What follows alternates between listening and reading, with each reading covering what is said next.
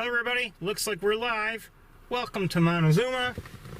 It is a rather brisk fall-like day. It is in the upper 50s last I checked. But few knew better than Washington Quiet. that America must establish alliances.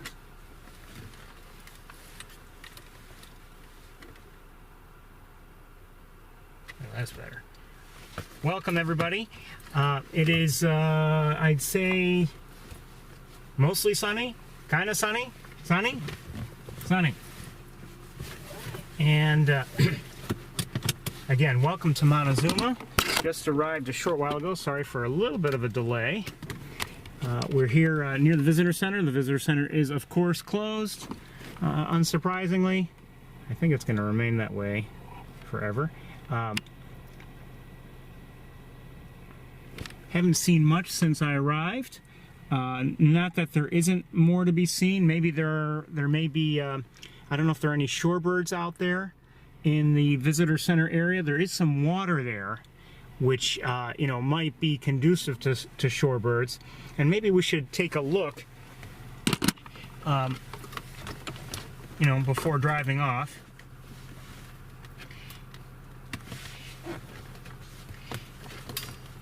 Get these wires all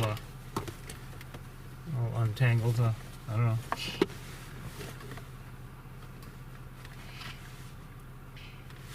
Okay. Let's see what we can see. What else did I want to tell you? I have seen, since I arrived, Canada geese, maybe a gull or two, although I couldn't identify them, and some tree swallows, maybe at least one barn swallow. And I did see some ducks. I wasn't sure what they were, to be honest. And what else did I see? Oh, a killdeer. Not much else. Maybe it's quiet, and my thermometer's reading 56 right now.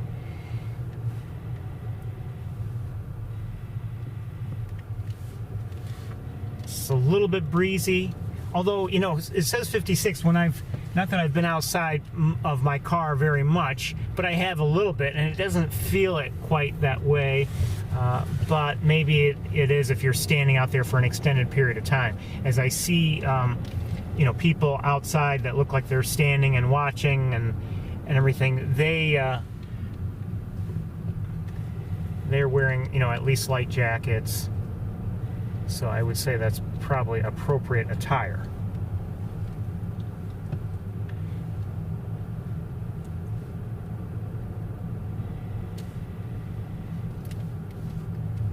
For me, bird watching wise, it's been a relatively quiet week. I had seen a report, by the way, of a Hudsonian godwit here. Someone reported that, I think, in this area yesterday, although I'm not sure if it was in this immediate vicinity. I don't know.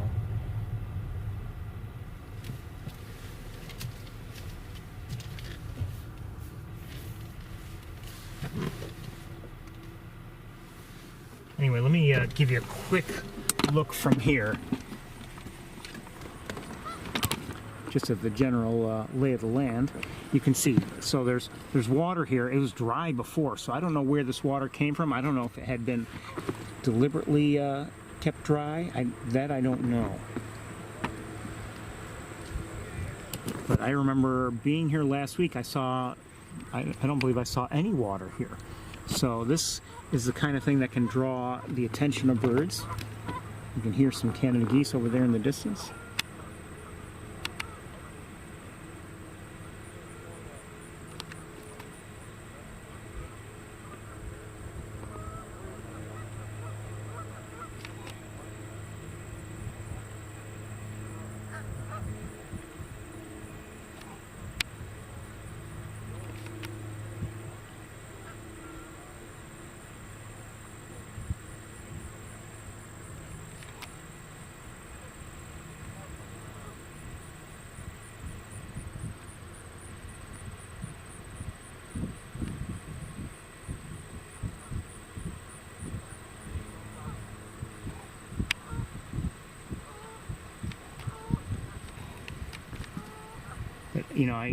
I took a look as I was driving in, And I didn't see much else other than the Canada geese. I mentioned I did see a killdeer,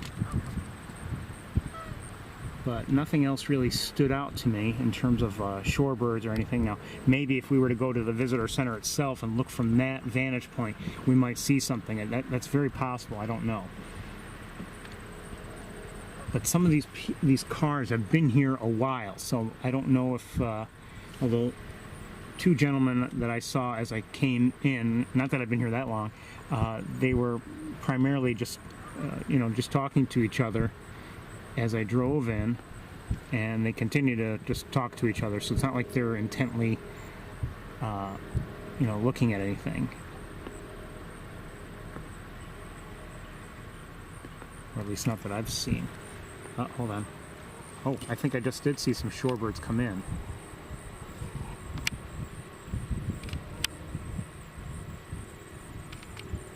Somewhere around here. It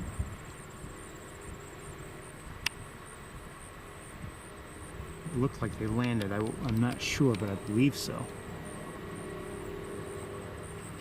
Let's stop the car here for a minute or two and take a look with the other camera.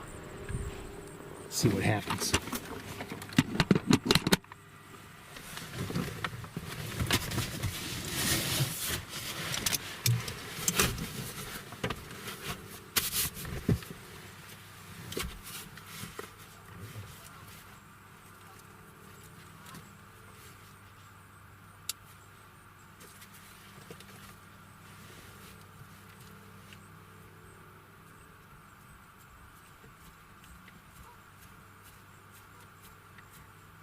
I should let me look with binoculars first and see if there's anything there to be seen.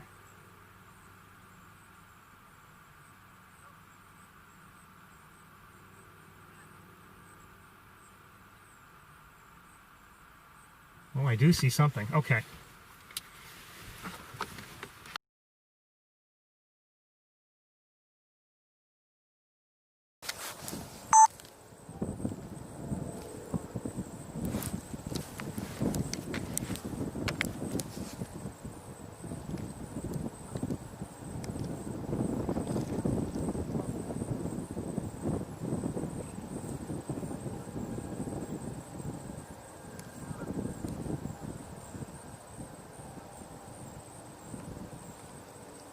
Oh, come on, Ferris. I'm not sure what they are yet.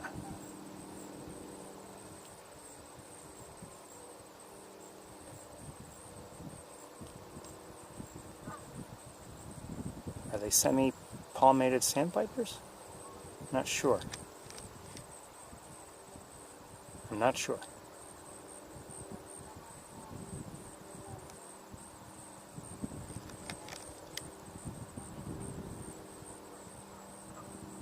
Hold still.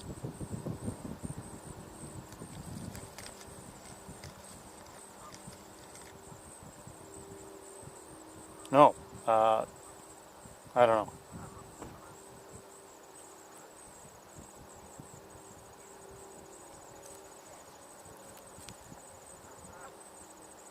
Despite all our shorebird watches, I still have only limited ID skills.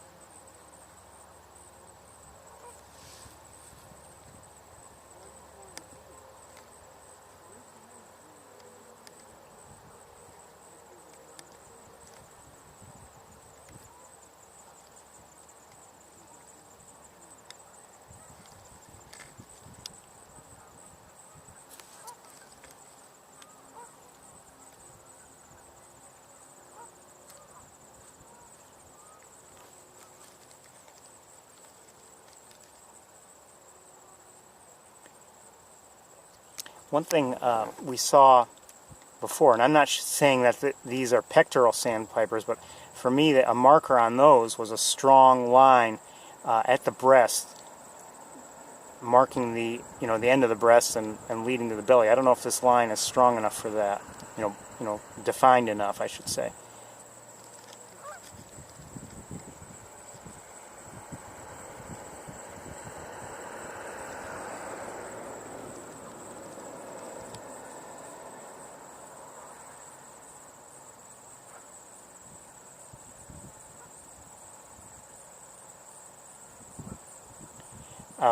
As for where these birds are, I don't see them with the naked eye, which is unsurprising. I mean, you're seeing them better than I'm seeing them with the naked eye, and even then, you can see they blend in fairly well with the surroundings. Hold on one second. I just saw somebody else. Hold on. Okay, we've got to reposition the camera a little bit.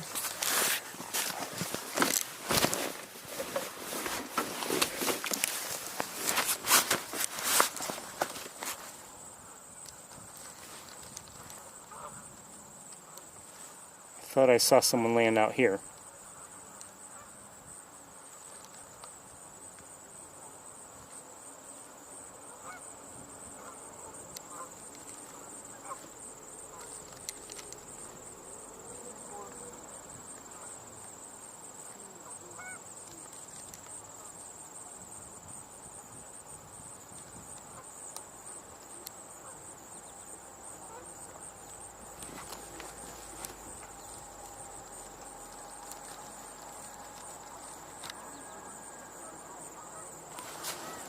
Let me look with binoculars. One moment.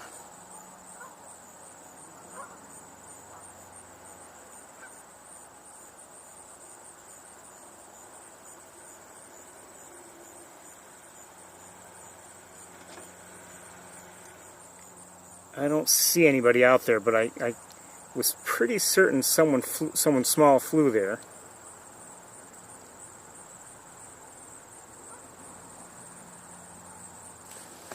I do see a different shorebird. Hold on.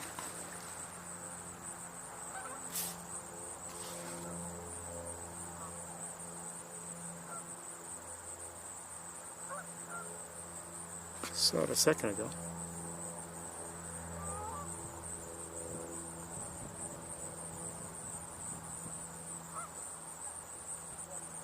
I don't see it now.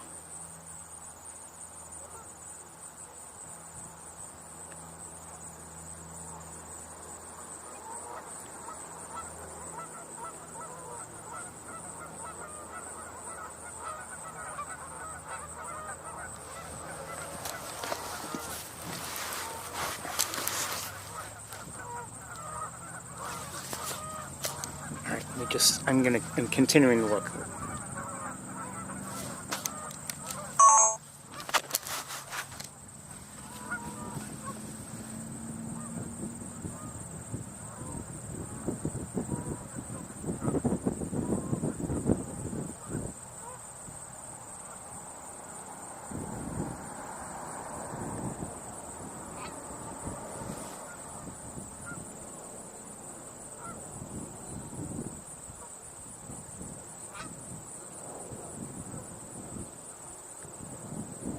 Okay, I think I know how to find it.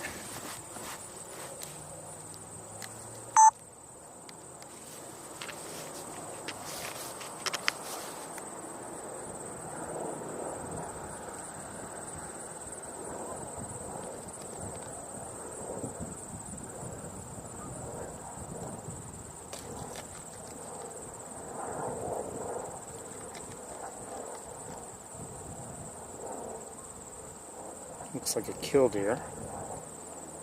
Thought I saw somebody else. Maybe I'm wrong.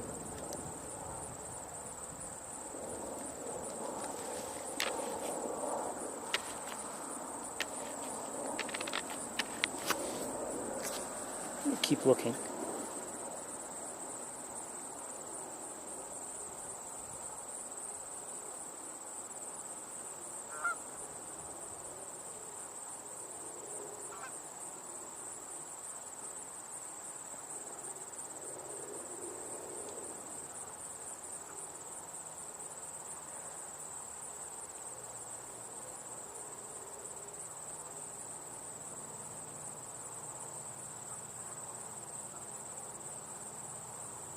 problem is when you're looking out over an area like this, I mean, not only is it hard to find the birds in the first place, but just as we've seen over the last several weeks, trying to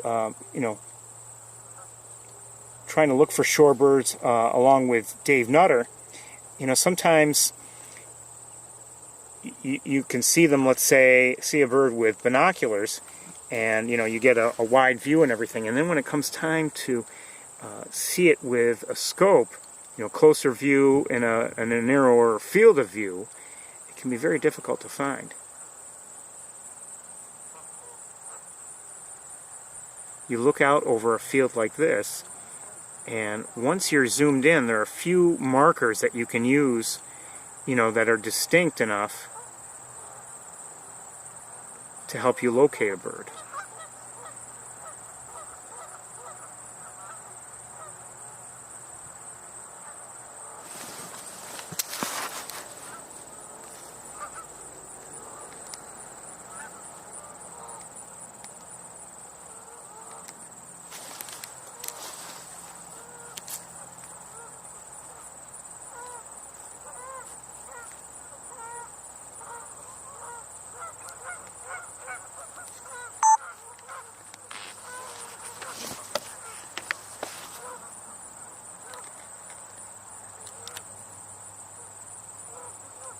We may have seen this one before.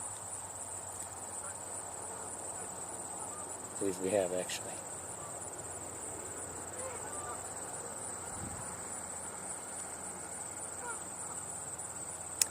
Is that a pectoral sandpiper? Might be.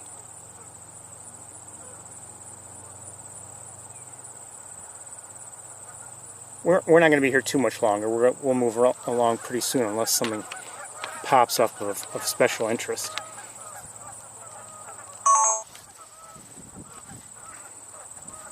Now I see the people ahead of us. They look like they're looking, more in the forward direction from relative to the car.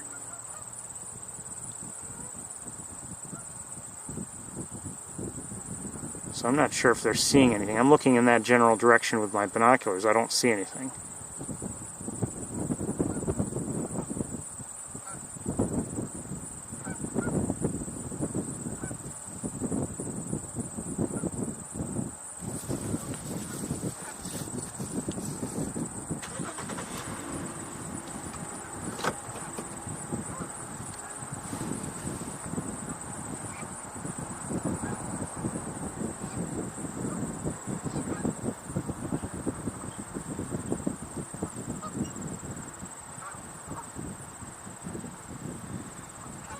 Hello. Hello. What are you seeing? Anything special? Well, probably not special. Pectoral sandpipers. Okay. One semi-palmated plover, killdeer. There were some peeps on the very far distant. We're not familiar really. I mean, we barely know the area, but I just saw some peeps land there. Okay. Greater and lesser yellow legs. Okay. Okay. That's the. I think somebody had green-winged teal. Somebody had a Hudsonian Gotwood here, the last couple of days, but I think it's, moved on. I think it may be gone. Okay. Okay. That would be special. That would be special. Absolutely. Thank you. Take care. Good luck. Wow.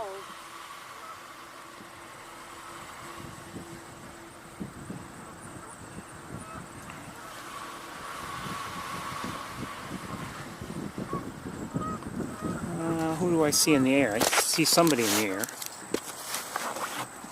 Oh, I did see, I believe, earlier also I forgot to mention, I believe I saw a northern harrier in the air earlier. And this is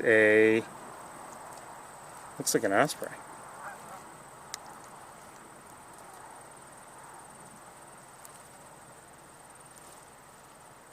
Yes, looks like an osprey. Okay, I'm going to let it go because I'm in the car and it's not easy to stay with such things. I think we're going to move on and get to Wildlife Drive. Let me just take another one or two looks. Oh, I do see some ducks. I had mentioned I had seen ducks before. Let's see if we can reposition the car just a bit and take a look at them.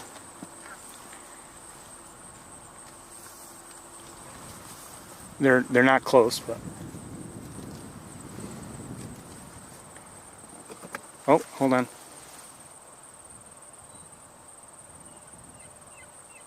Okay, some gulls. Don't know what they are. Alright, let's look over here.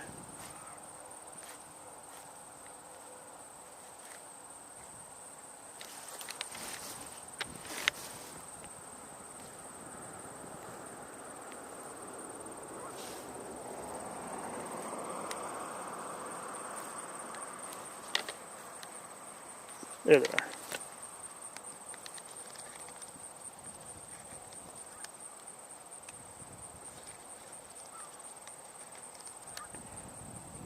The people we were just speaking with mentioned green-winged teals. I don't know if these are green-winged teals or not. They might be, but I don't know.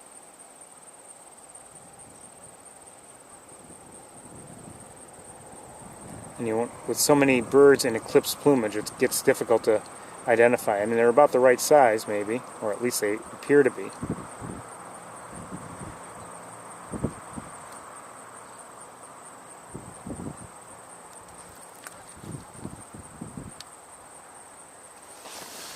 I don't believe it. Someone just hit me. Not someone, some bird just hit me.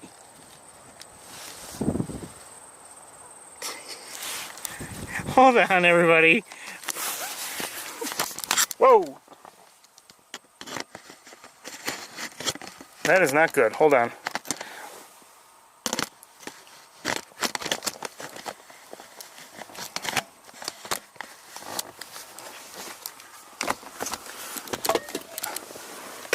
Hold on. Oh, that's not good either. Let me switch cameras. I need to take a 5-minute break.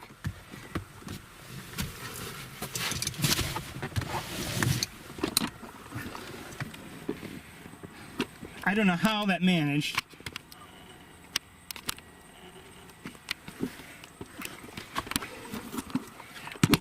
Hold on. Hold on, I've got to deal with a few things. Needless to say, I really don't want this on my leg, so I've got to deal with it. I don't know what bird it even was.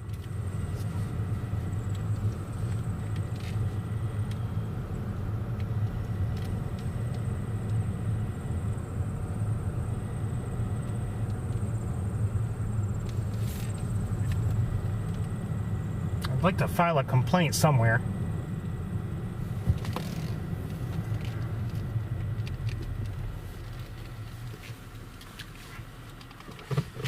All right, everybody, I've got to deal with it. I'm not going to shut off the broadcast, but at least I don't think so.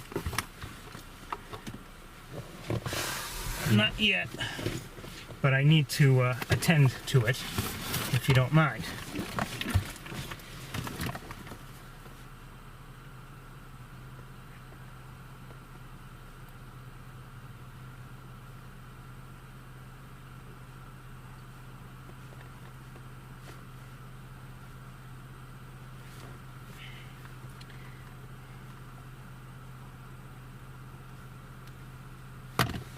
All right.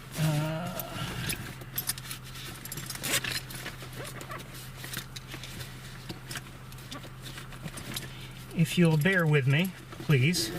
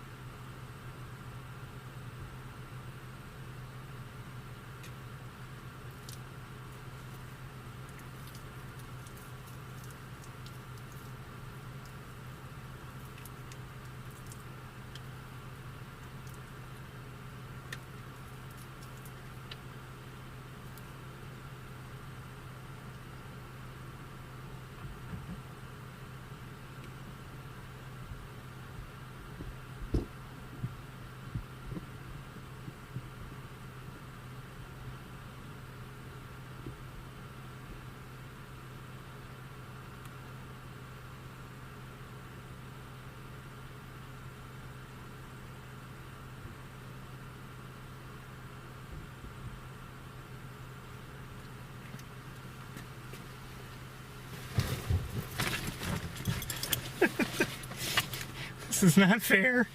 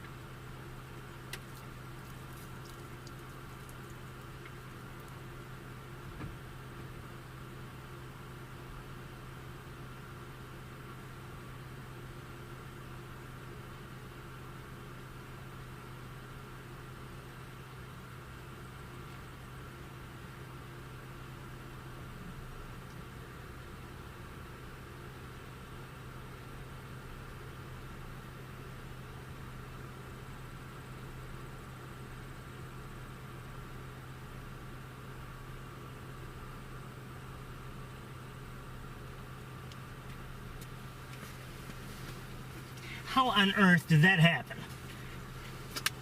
I'm almost ready, or as ready as I can be.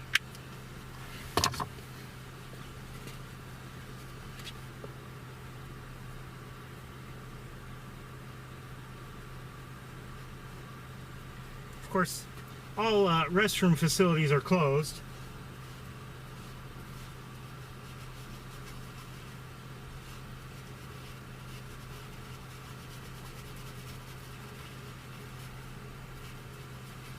Maybe that's why the bird got me. I had to go somewhere.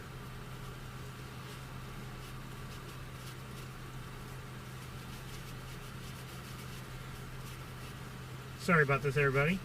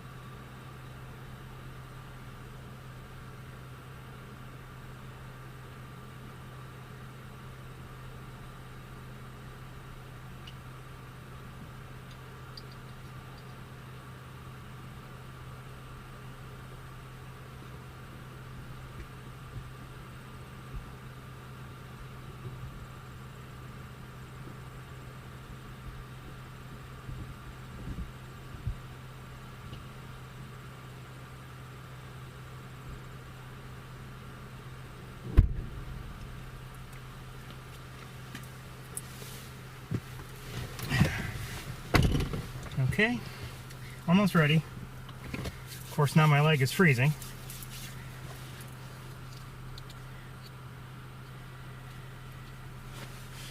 But what can you do?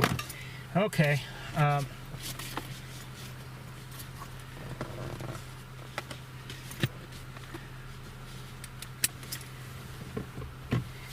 there's still a stain. I can't believe it. I don't know if it's a stain or residue that I just can't seem to remove, but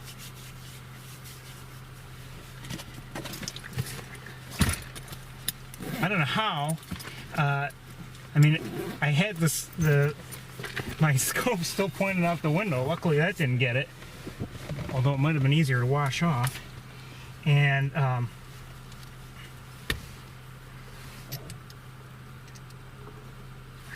I have to tend to my camera because I saw some dust, which was very worrisome, actually.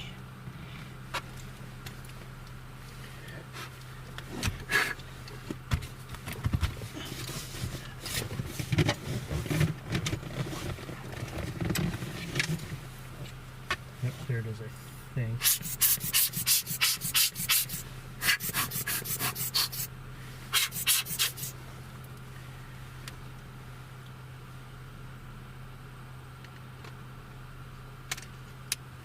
Okay.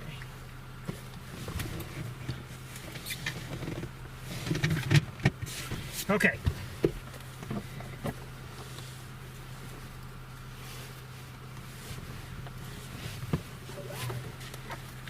Anyway, I don't know how that threaded the needle, but I didn't even see the bird. And all of a sudden I had a dropping on my leg. Okay, let's go. Wasted enough time with that.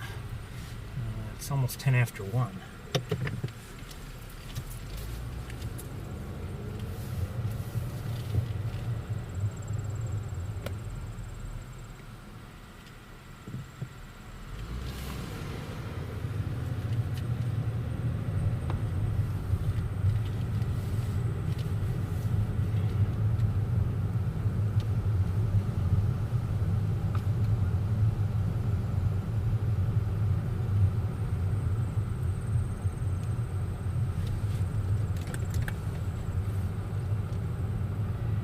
It just goes to show you also, you know, I guess you can be a target anywhere.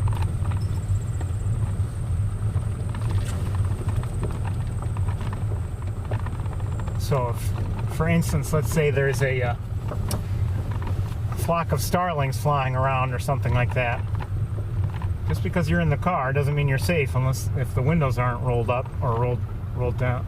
Yeah, if they aren't rolled up.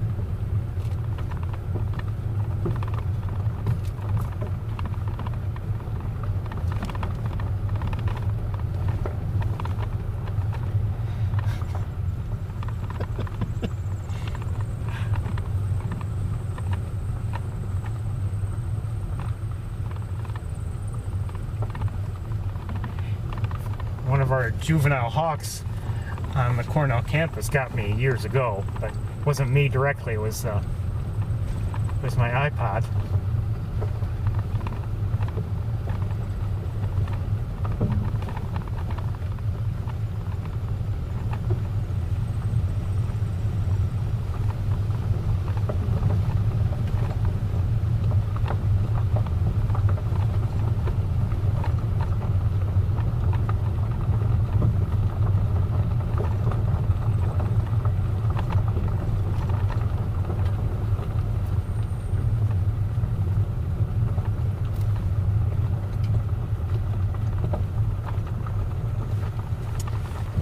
Should be, hold on, I think I should be looking at some of these birds flying around. Hold on.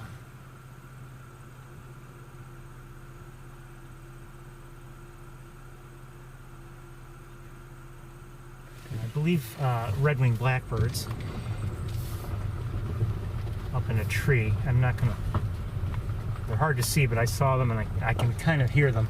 Again, they're now doing things differently. You don't hear them singing, you don't see them defending territories. Now you see them in flocks, or at least small groupings flying around.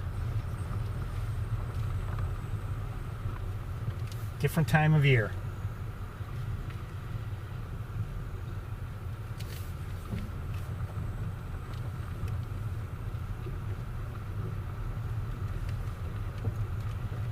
It's actually, a pretty day here. Not necessarily ideal for bird watching like we do, but these are the conditions we have.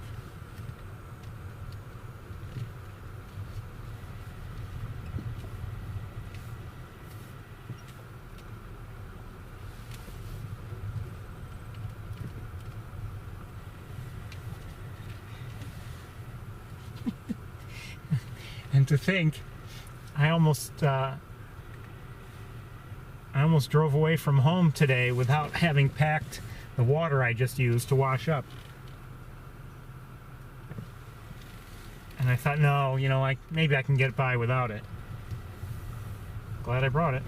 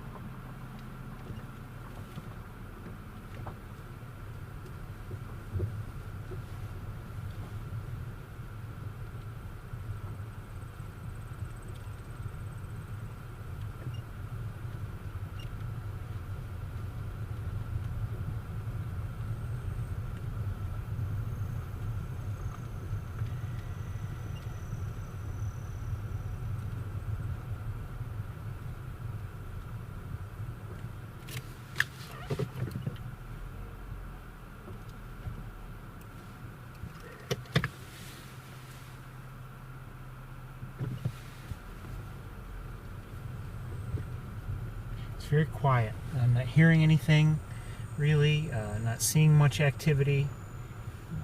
Fitting, I would say, for the time of year.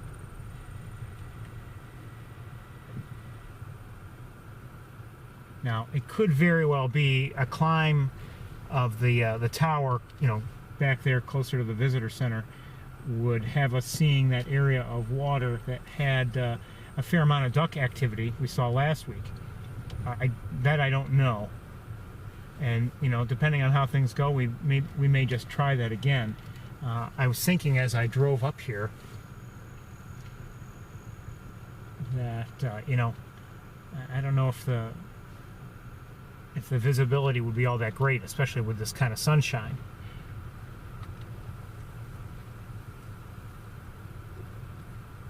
Last week it wasn't that great either, quite honestly. And, you know, I have to admit I did not go over the video footage recorded there as I had hoped. I just didn't really have the time for it.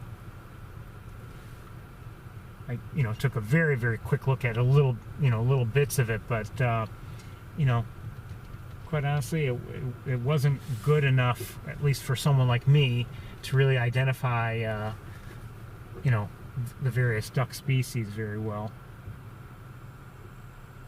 Between a lot of the birds being in eclipse plumage and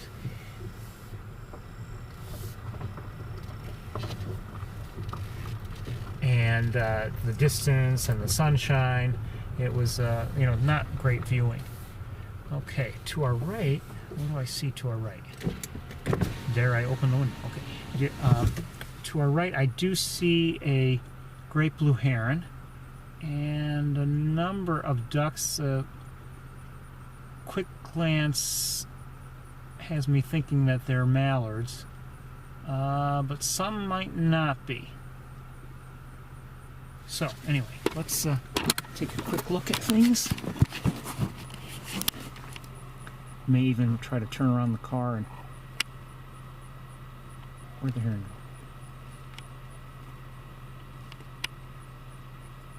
There's the great blue heron.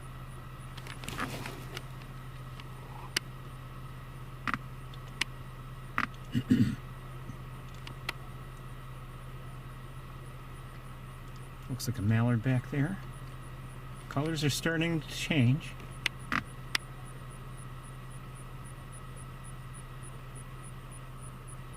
We may have a gallinule there.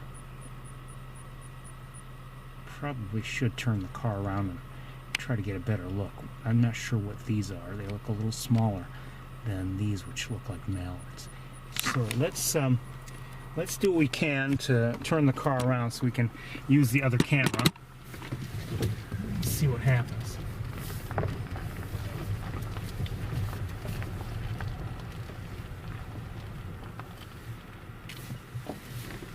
I can use the other camera through the right side, the passenger side window. I prefer not to. It's just easier for me if I go through the driver's side window.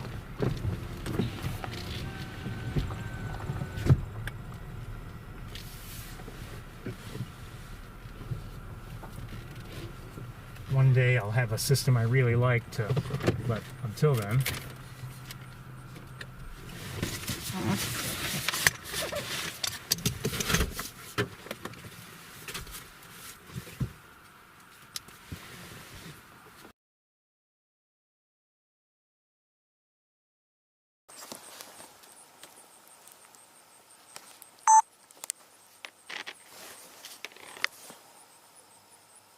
So these you can see in the back, they look like mallards.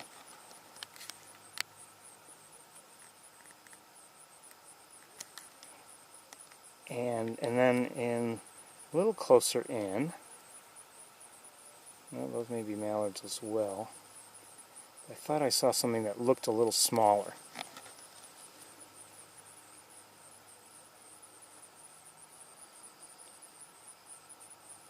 These may be teals, I'm not sure.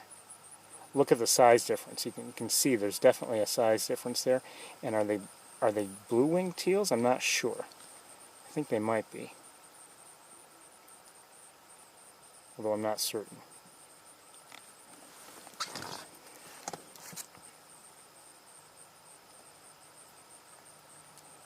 These are mallards. And did I see or not?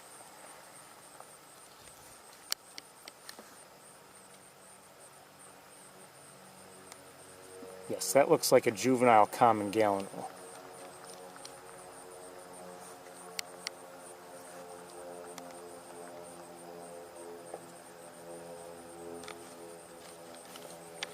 You can see even, I mean, it's spider on me. Boy, everything's getting me today. You can see even at this distance, and it's not, you know, not extremely long distance, you know, we're having some of the heat shimmer issues.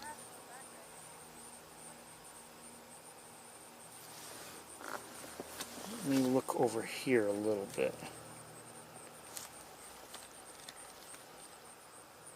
Another juvenile common gallinule by the looks of things.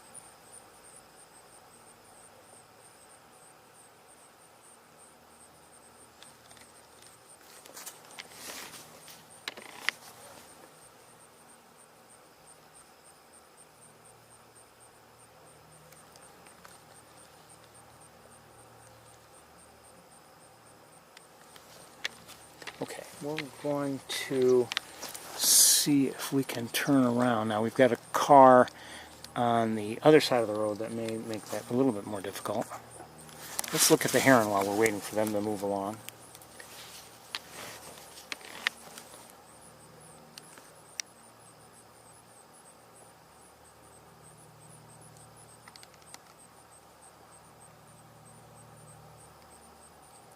Great blue heron.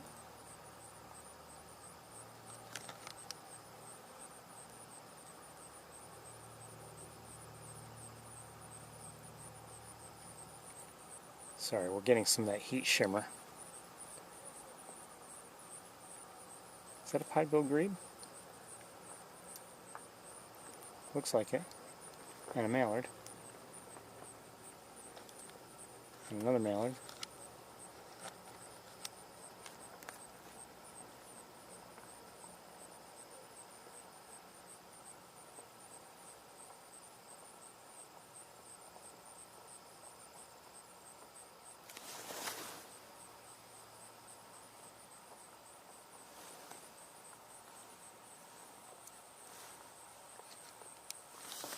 Okay, well,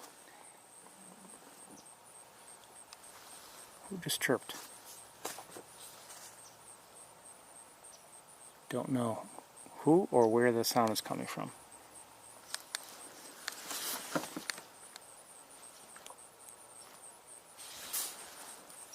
Okay, let's go back here a moment, and I'm going to look around with binoculars just a bit.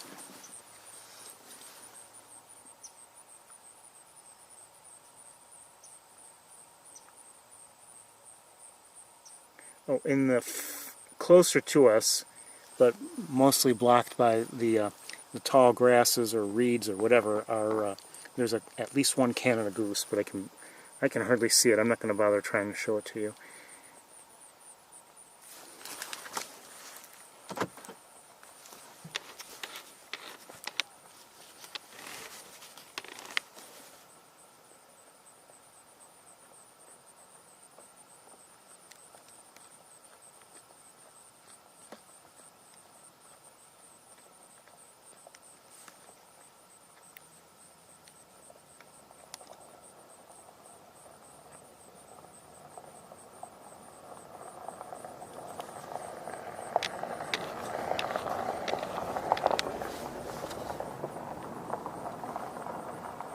Okay, I think we're going to turn around and continue on. Let's switch cameras.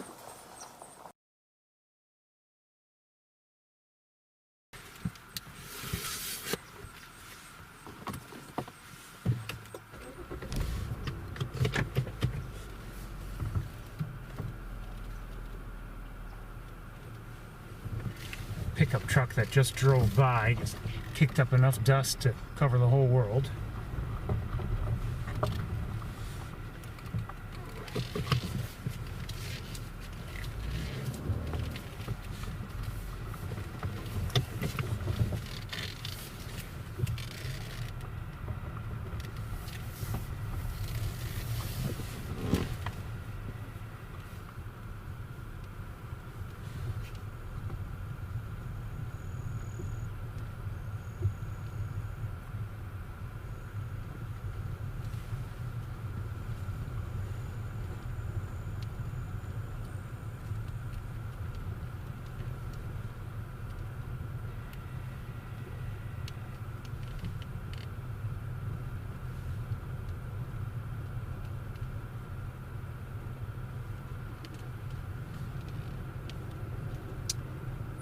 see some people ahead, and you might be able to see them as well, out of their vehicles taking photos of something. Well, this one gentleman is.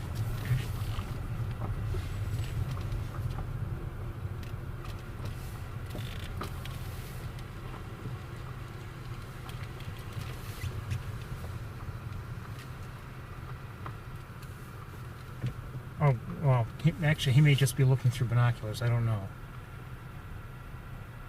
But there is someone else who's looks like she's taking photos. I don't see anything out of the ordinary. 1 second here.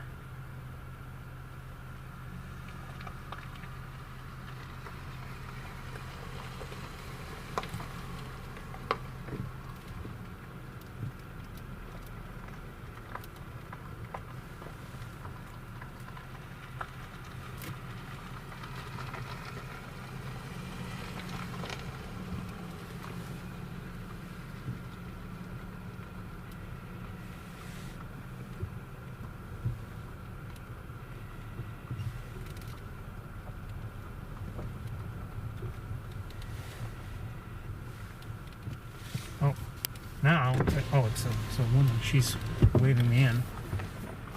What do you see? A killdeer. A killdeer. Oh, okay. Oh! Oh, I thought you were the other car. Nope, I'm not the other car. I'm the other car. There was a lease bittern here and A lease? American bittern. But no longer. There were 2 American bitterns here this morning, and I was watching one for 25 minutes. Oh, really? I'd like to see, well, I'd and like then to see a little one came out, a lease bittern. and I said, that's a lease bittern.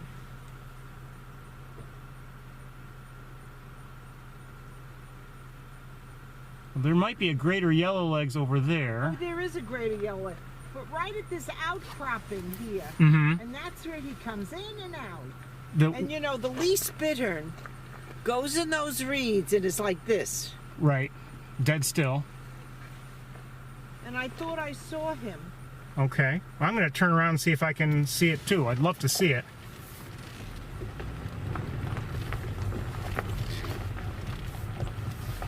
As you know.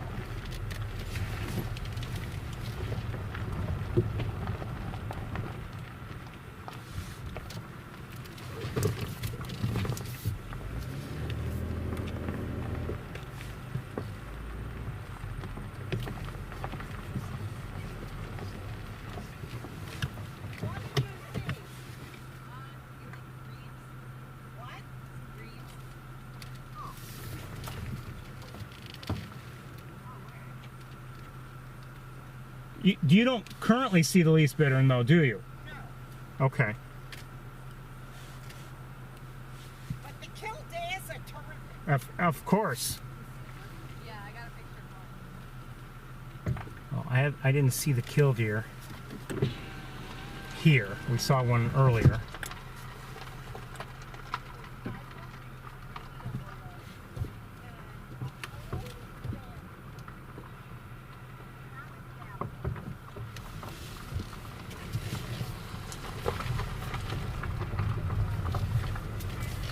Let's take a quick look. I'd love to see a lease bittern, but you know, I'm not making any promises, of course.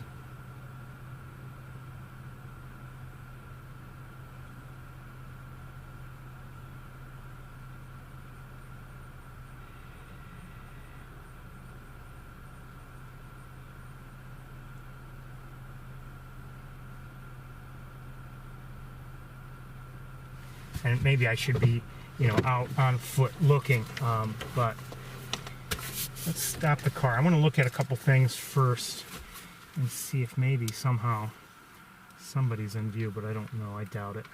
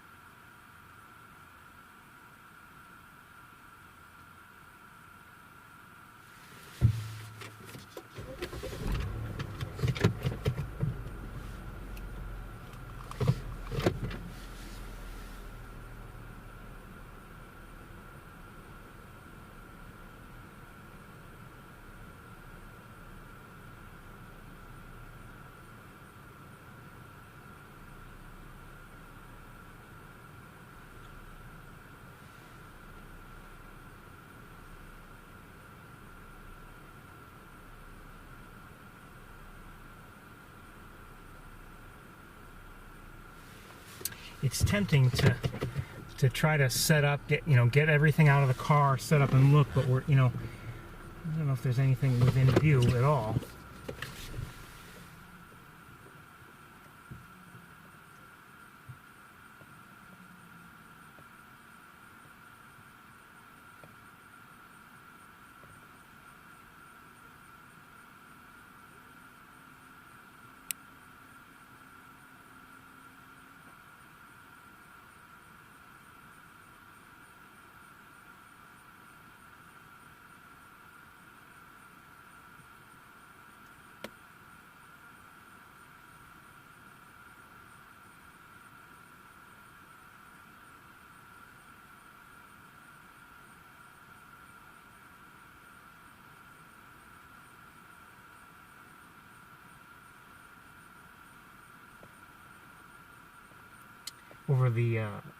Over the years, we've had a couple looks at lease bitterns, including one actual, honest to goodness good look. But otherwise, we saw them only quickly as they were in flight.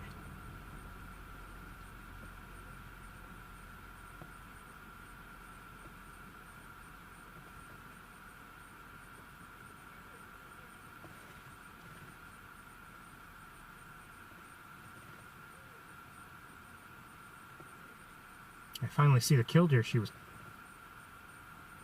Oh, I see it. I think I see somebody. I see a bittern of some sort. Might be a least bittern.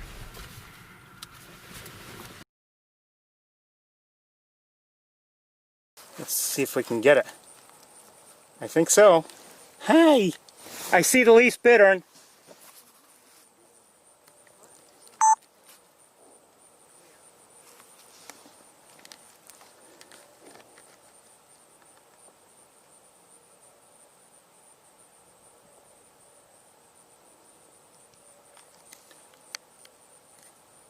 Unfortunately, I'm trying to mitigate some of that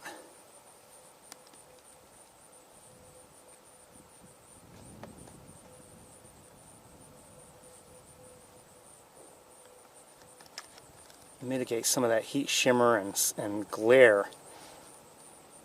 So this is a lease bittern. How small is it? Very, very small. I don't know. It's in the water, just out in front of, okay, listen, do you see it? Do you see it yet? The green cattails and other tall vegetation, the first outcrop of that, okay, go in apparently to your eye an inch in, and the water in front of it. Do you see it? Do you see it? Okay, let me go.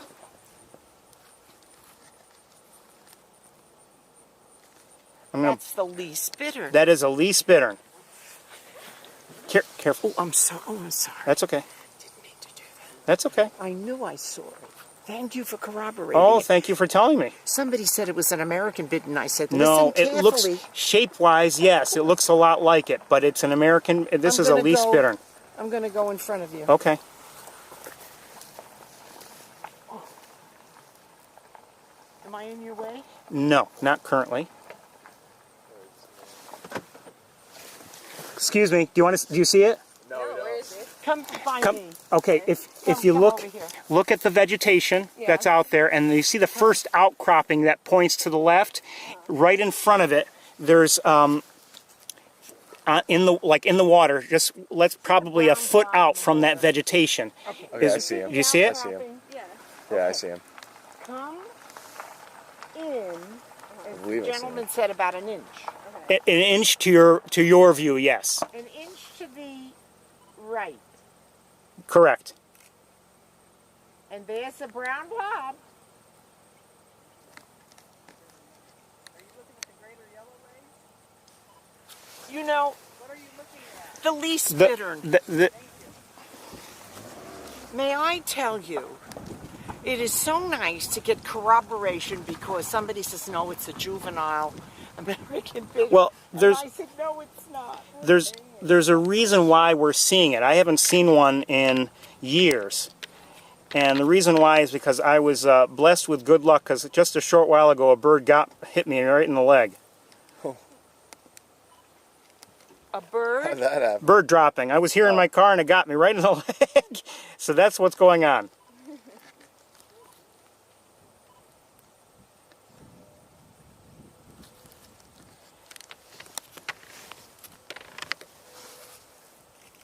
The American bittern was over here like a little cul-de-sac. Okay. Let me tell you, it was gorgeous. It was stretched. It's about this high. It's just stretched. And just so you know, it's probably about, I would say probably twice as large as a least bittern at least. Oh, minimum.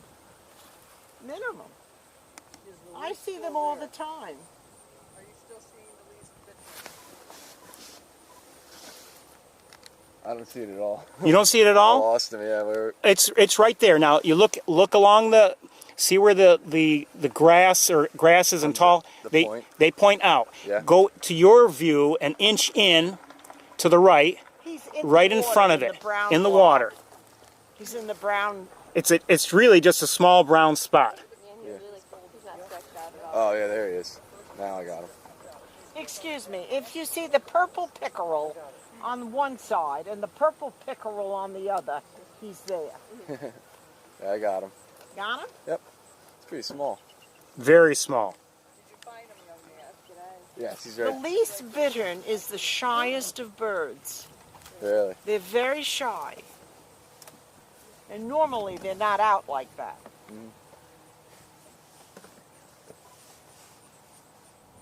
Thank you for turning around and coming back. My pleasure. Believe me. People don't... Are you videoing? I'm actually live streaming. Really? Mm-hmm. So People don't have the patience to look. we have, well, neither do I too often, but we have, and luckily you mentioned it, but I have probably about 29 people tuned in. Really? Saying hello from Florida. They're saying hello from Florida.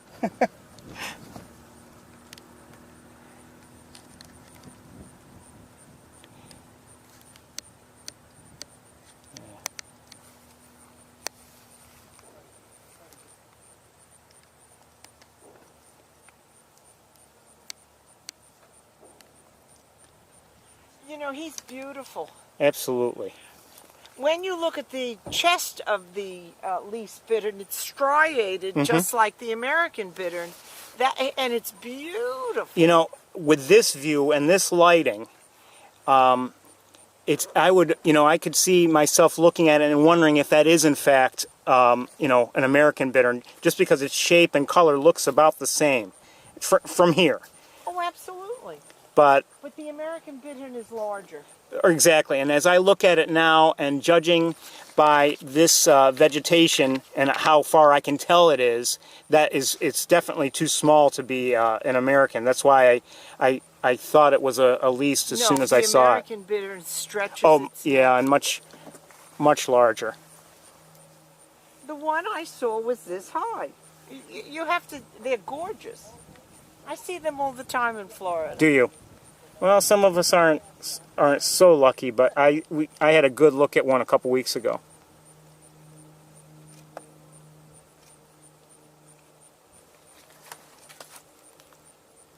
Well, it's not a green heron, dear. Absolutely not. But people mistake. Well, the green heron, I mean, that looks a lot like the American bittern, and they're not too far, in size. So that's very understandable, actually. Especially if you don't have... I will acquiesce. If you think it's an American bittern. This? Yeah. No. Not at all. I won't argue with somebody who's live streaming. Can I get on your live stream? Absolutely. Do you have a smartphone? Do I have a smartphone? Grandma has a smartphone. All right. Well, the easiest way How about I let you do it? No, it's well, I don't know how to do it. okay, here, take the card anyway. But go to youtube.com/C YouTube.com. .com/C. You just got me YouTube. Okay. /C? C, and then slash, I'll have to spell it for you. Here, why don't you do it? Oh, I can do it. Okay, hold on. The vegetation's getting in my way. Hold on.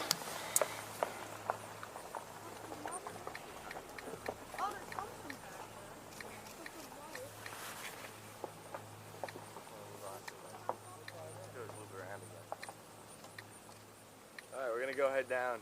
Nice meeting you guys. Thank you very much. Good luck. Yeah, thanks for pointing him out. First time ever seeing one. Have a good day. I never knew they came up this far north. Oh, shoot.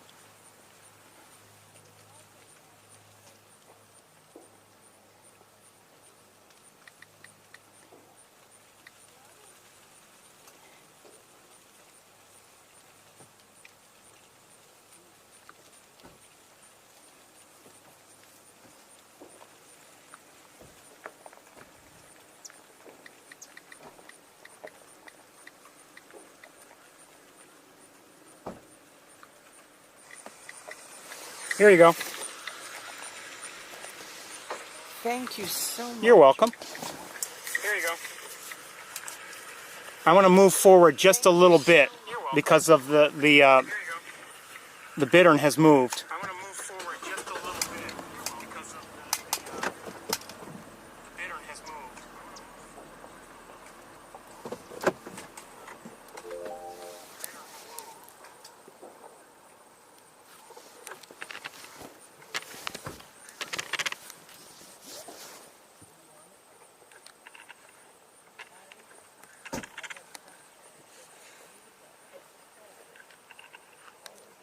Oh, it just went and caught something and then ran into the grasses. Oh, it just. Are y'all looking at something in particular? Least bittern. Really? Where? In the bushes now. It just went and caught something and then ran into the grasses. Oh, it just. Y'all looking at something in particular? Least bittern. There's a slight delay between when I say something and when you'll hear it on your phone. But Will I always get you? well, if you bookmark that site, yes, and you can see there's a chat room and people are talking there. How do you bookmark? That I don't know on your phone. I don't know how to do that on your phone. But Will I always get you? well, if you bookmark that site, yes. You know what? I gave you the card.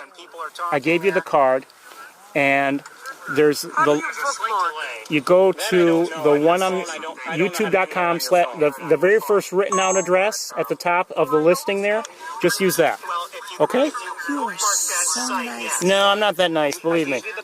Thank you very much for your help.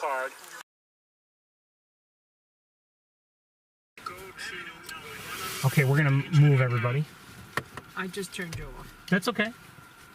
Believe me, a lot of people would like to. Are you kidding me?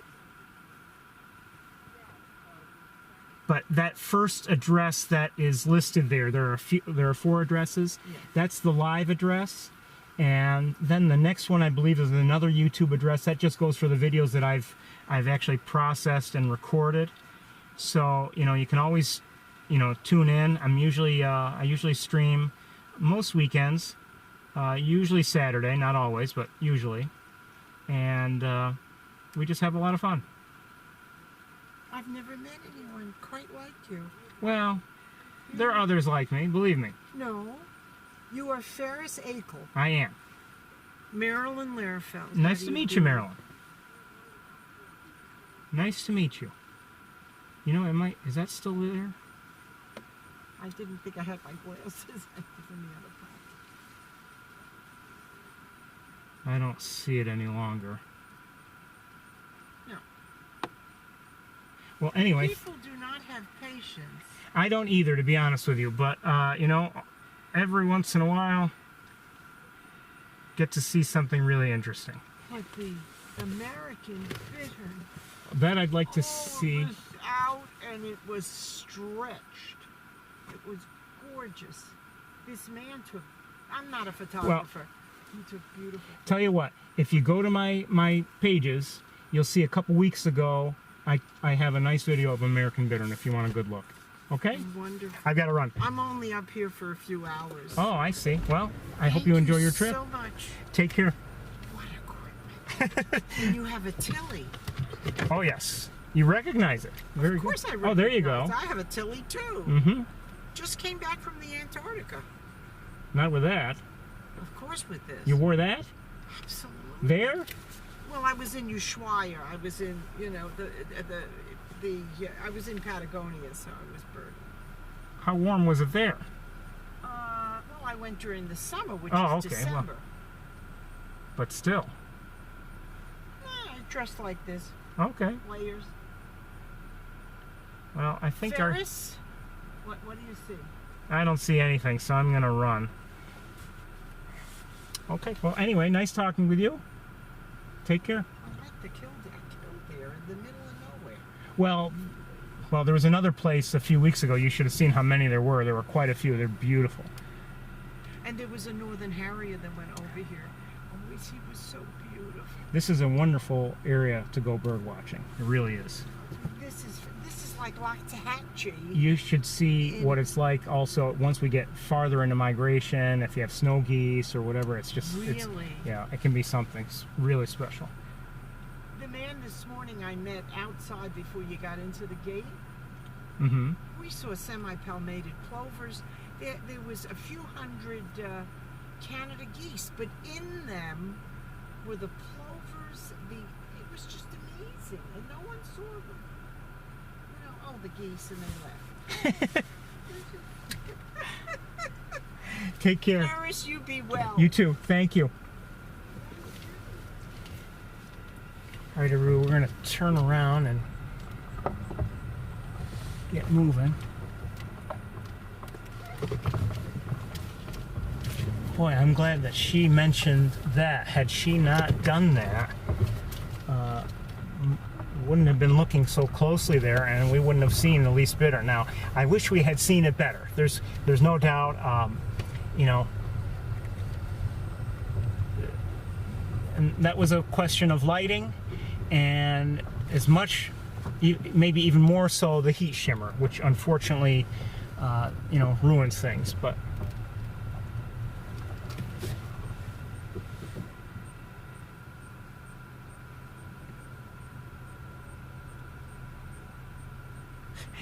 it just reminds me, you know, I can look at the weather forecast for, you know, for up here when I'm planning to come up here, and it's, you know, for a lot of people, oh, sunny day, wonderful. For me, oh.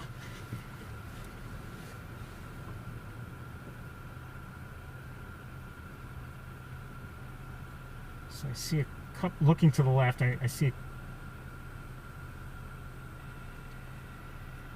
couple Canada geese, looks like a mallard, great blue heron.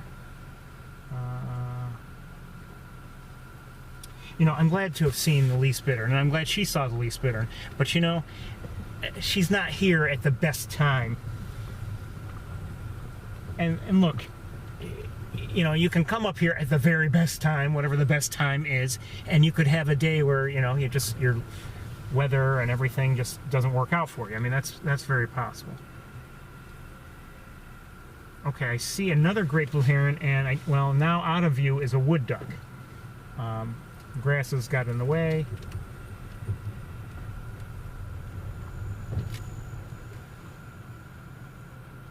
Another great blue heron.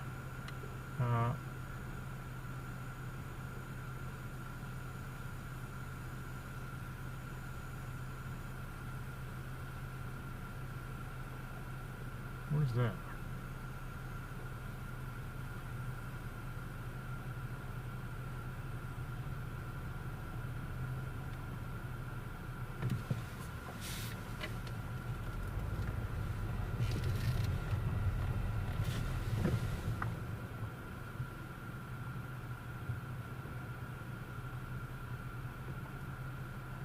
in the distance and through the grasses, I do see a northern harrier, and it's quite far. I'm not even going to bother trying to show it to you. Between that and the grasses, it's, you know, it's not worth it. Maybe we'll have the good fortune to see one closer.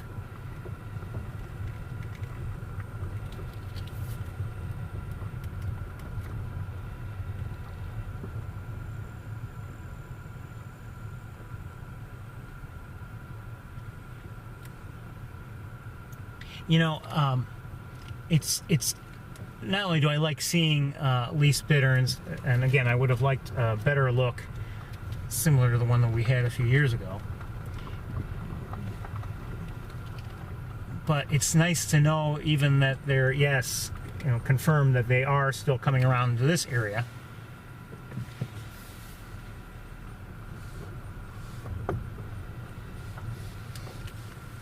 In the air is a duck of some sort, and I can't tell what it is.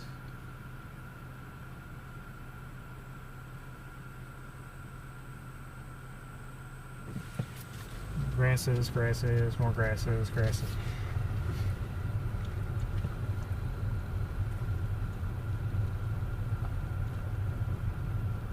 I don't know if we should bother with Van Dyne spoor, for instance, today.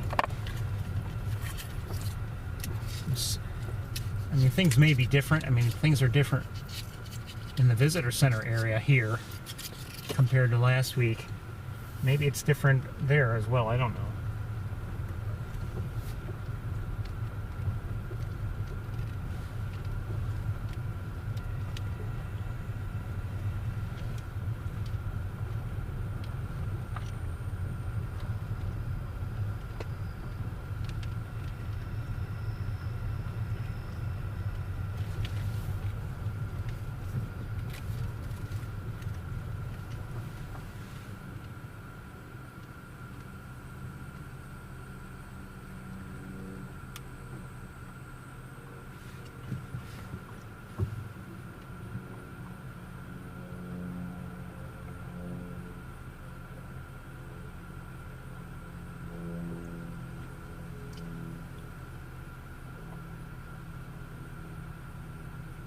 Looking through the grasses, and I wouldn't be able to show you, well, maybe I could.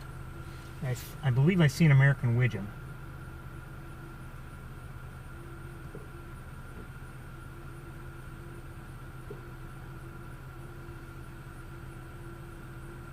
Just took off.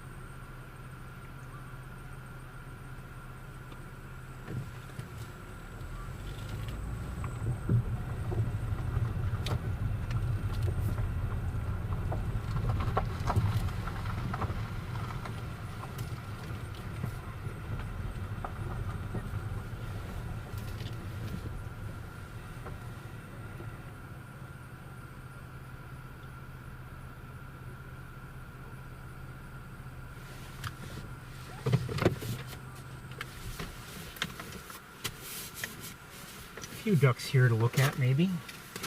Let's take a quick look.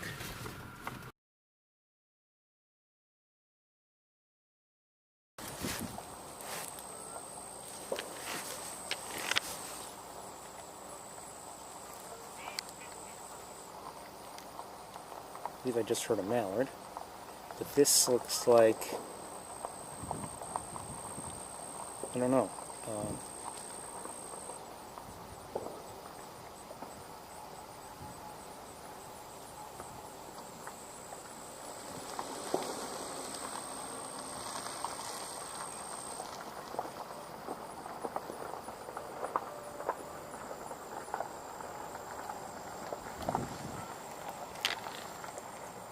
I'm guessing blue-winged teal, but I'm not positive. And this is going to be through the grasses, sorry, but if I can find it. Another duck actually more active. Here.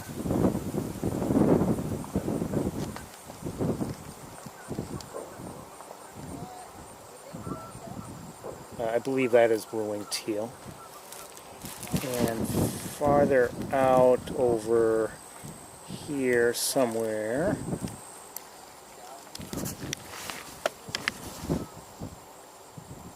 that looks like a wood duck. Well, potentially the same one I saw earlier, but wood duck. And then, well, it's going to be through the grasses. Very much so, actually. Can't tell who these guys are. Not yet, anyway.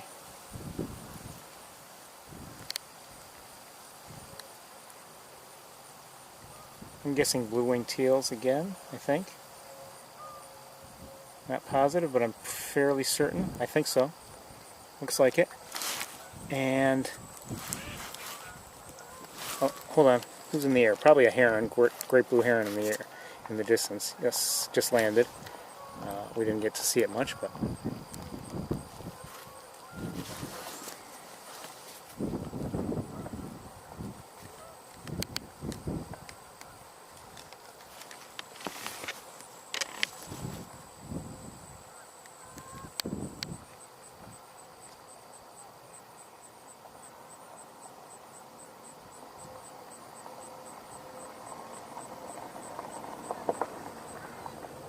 probably another blue-winged, if I had to guess. Blue-winged teal,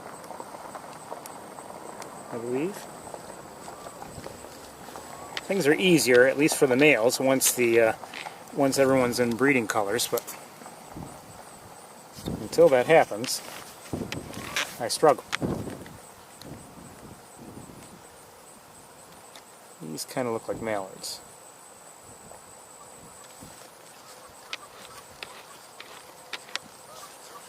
And, okay, let me just, we've seen these already, but let me just look around with binoculars just a little bit.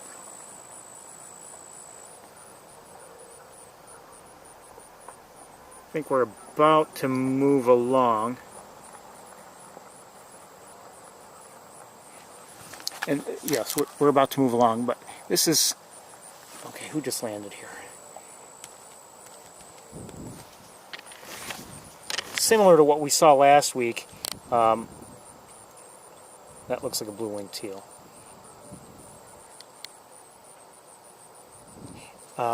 In terms of the numbers of ducks that we're seeing here. So it could be that,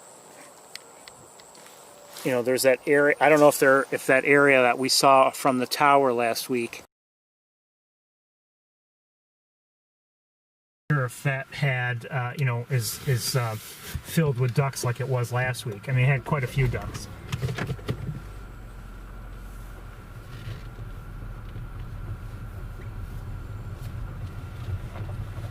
And, you know, would it be worth getting out of the car and climbing that tower? Maybe, maybe not.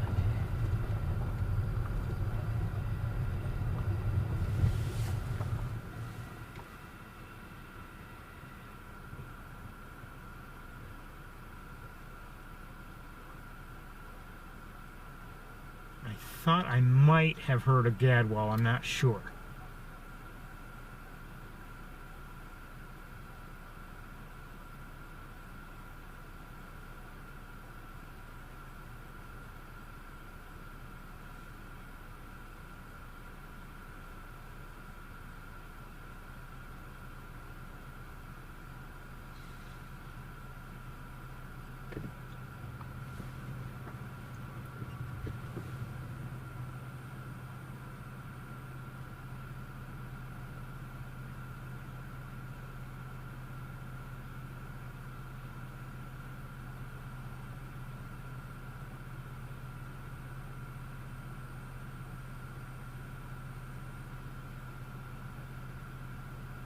Looking at a duck, I'm not sure who it is I'm seeing. I'll take a look.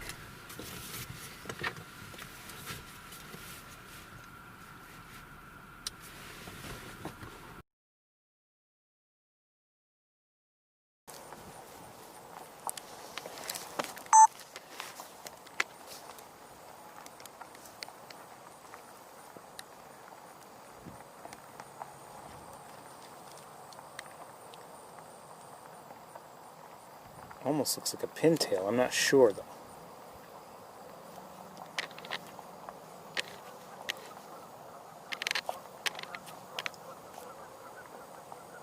And that is a widgeon behind there, swimming to the left. I may be wrong. I don't know who this is. I think it might be a pintail.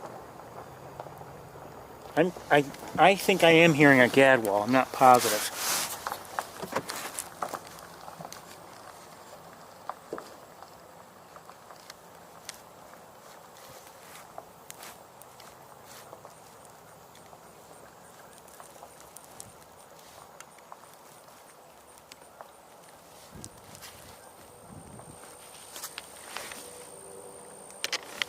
That's a blue-winged teal there. We may have seen it already.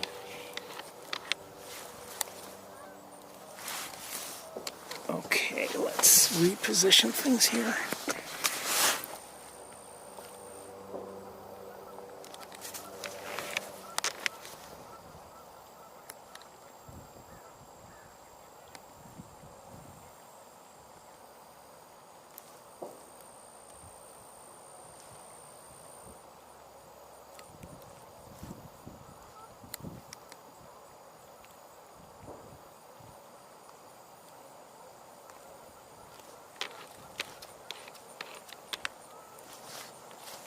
Okay, let's keep moving. I'm not seeing any gadwalls. At least I don't believe so.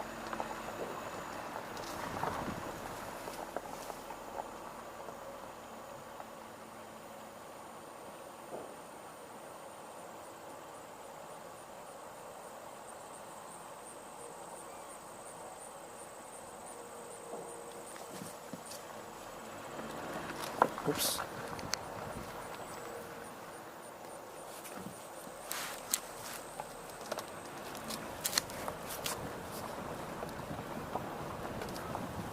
Hold on a second. Okay.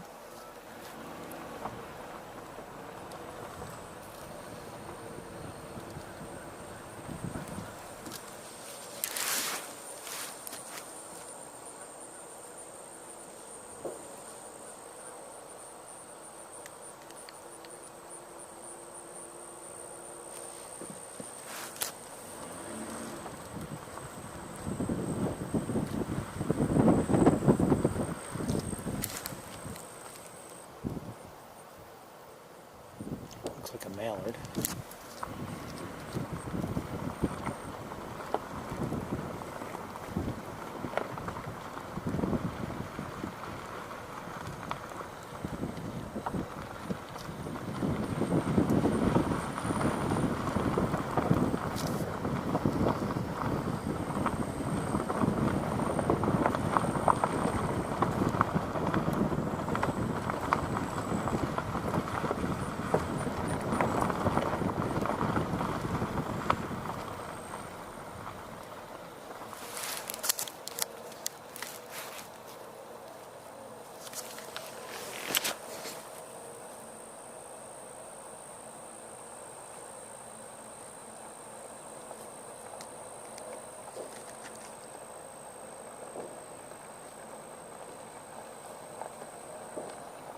Are they blue-winged teals? I think so. I didn't think blue-winged teals did that.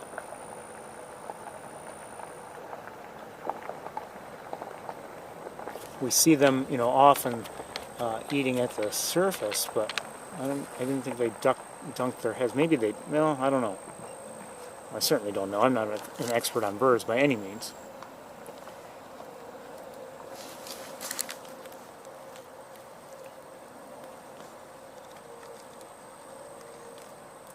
Come back here, you. Okay, well, anyway.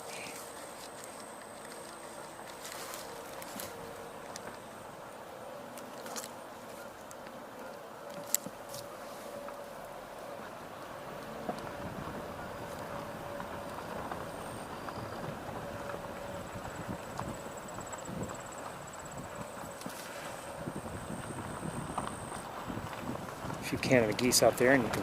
Oh, who's this? Hold on.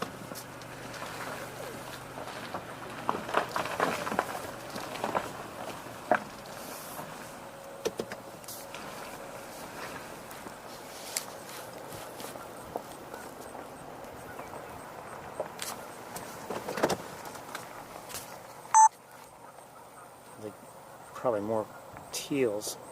I'm not sure what kind. Green? Green-winged? I don't know. No, probably blue. Yeah, I'd say. It just somehow looked a little different for just a moment, but I would say blue.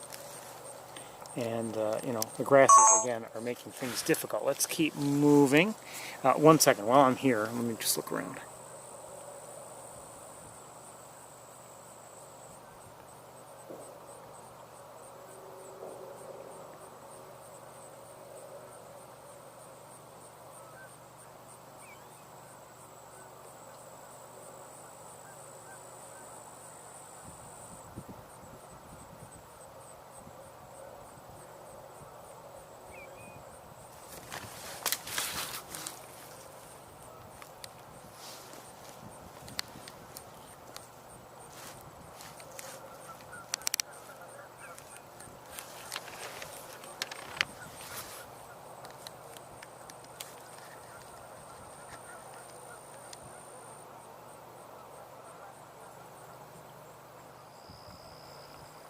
Canada geese there in the background, but what's so dark? Are those just leaves? Yeah, I think they're just leaves. You know, lily pad leaves or whatever. In the, you know, in front of them.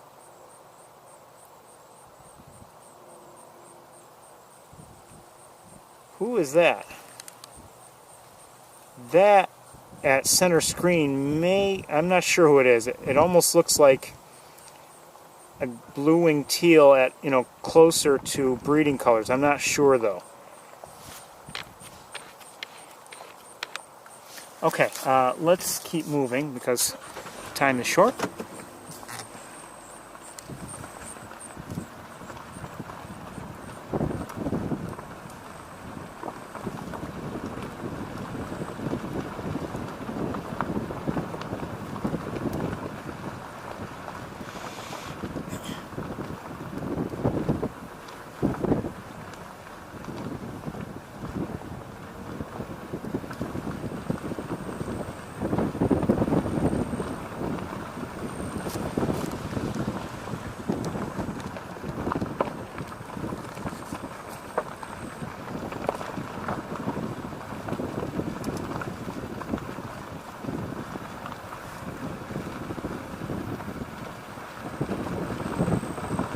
Saw the one osprey,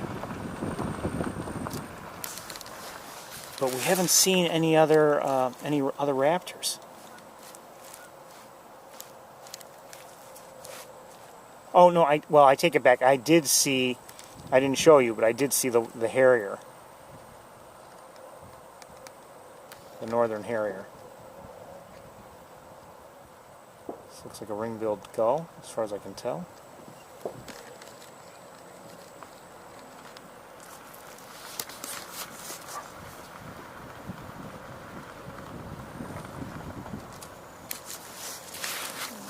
Is that a grebe? I think so. It was. And farther out, that looks like another one. So a couple grebes. Oh no, maybe three. Because there was another one closer to this vegetation. Well, it's possible it swam all the way there, but I doubt it. No, yeah, I think I see it now. So there are at least three grebes there. And it looks like another one. So a number of grebes in the area, pied-billed grebe.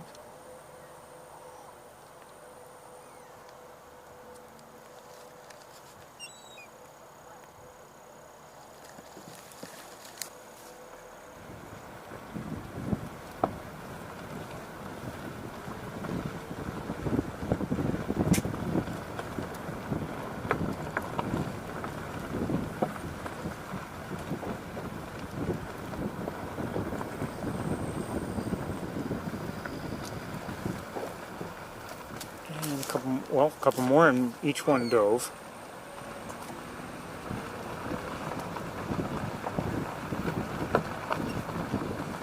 And maybe a third, possibly.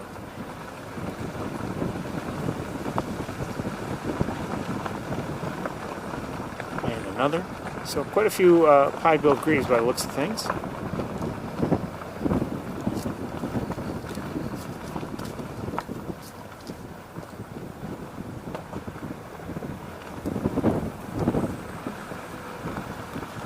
Hold on a second, what did I just see?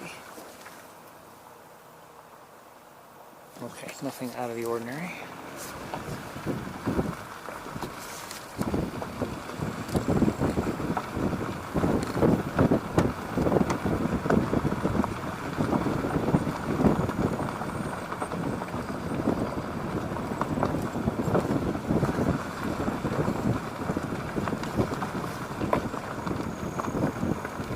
Great blue heron.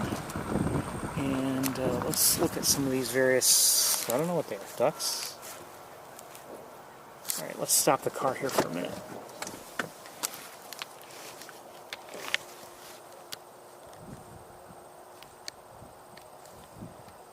I'll have to change the battery soon.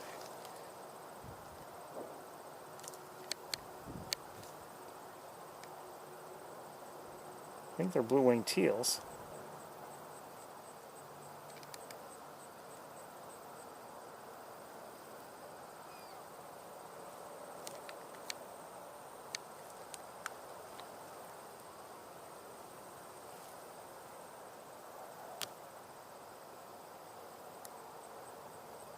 Who's that? Is that?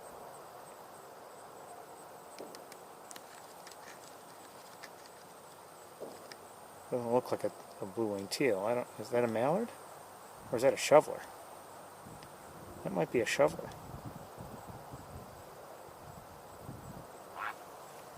The great blue heron just took off and was cronking.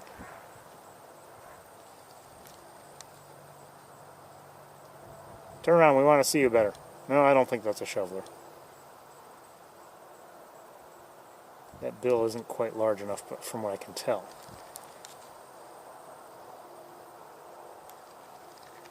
Although it does look to be larger than these other ducks, which look like blue-winged teals, so I don't know.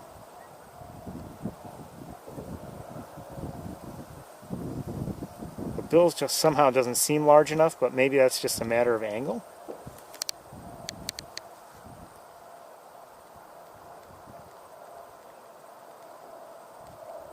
It looks like it's trying to stir up what's, beneath. Maybe I'm not, or maybe I'm wrong though, because it's not really.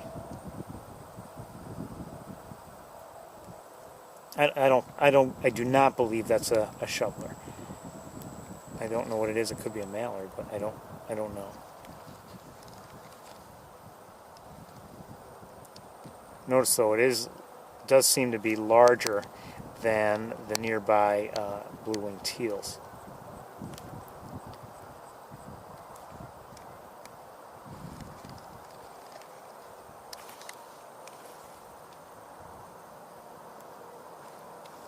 At least it seems that way to me.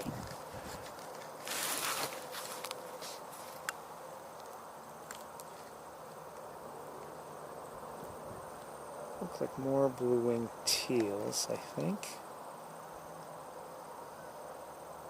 I keep, often seeing that, that feature that Dave pointed out, and that's that light area behind the bill. That makes a difference in terms of spotting them, I think. Plus, just the general look, I would say.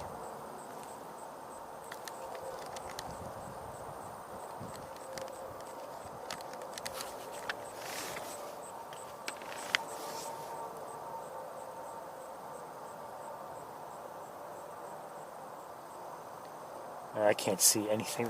Everything there is just too far. Okay, let's keep going.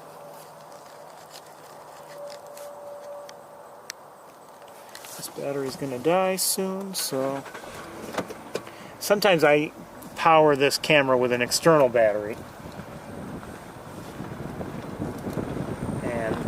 that gives more battery time, but it's just another wire to deal with. So that's why I didn't bother yet today.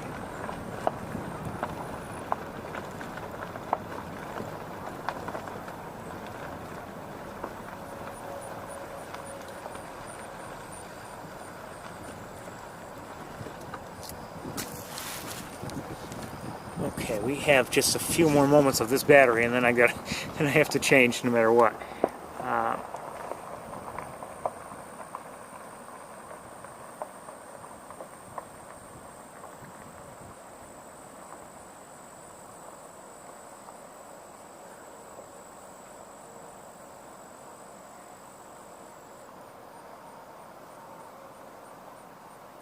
Seems like mostly blue-winged teals. Okay, let's keep going. I might as well just switch cameras.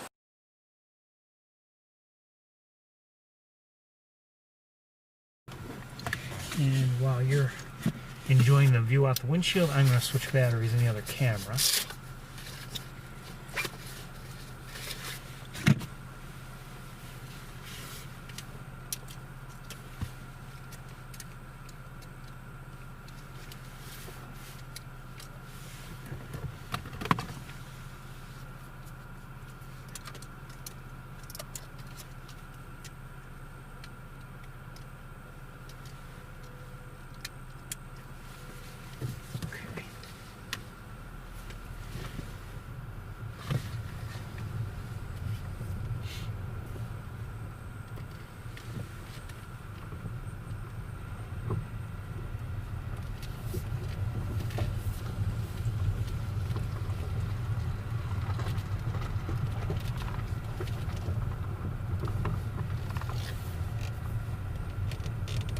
Great blue heron we heard a short while ago cronking, I think is right, well, is to our left right now. You know, let's try to look at it. Not that we haven't seen great blue herons before, but the lighting might be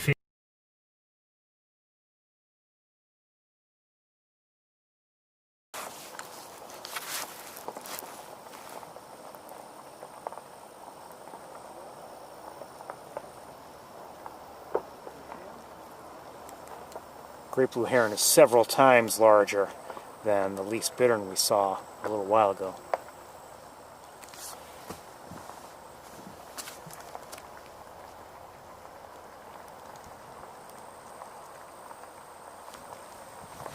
Okay, well, vegetation is in our way. Let's keep moving. Hold on one second.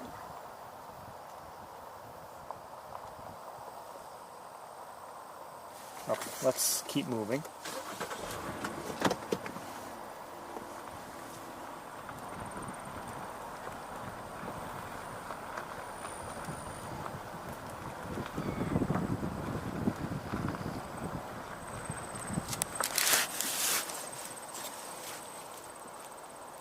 Same great blue heron.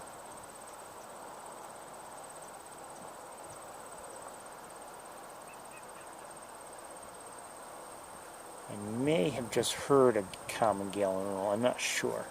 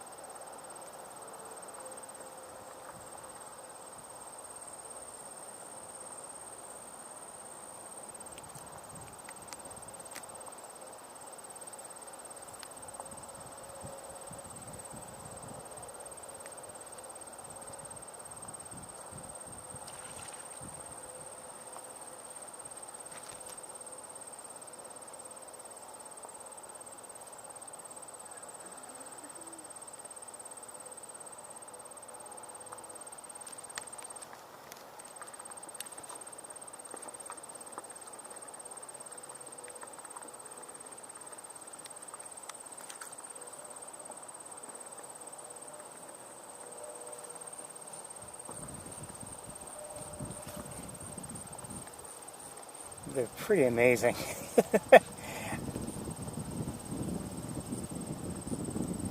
This one is getting to be more difficult to watch. Hold on, let me see if I can. Okay, that might not be too bad.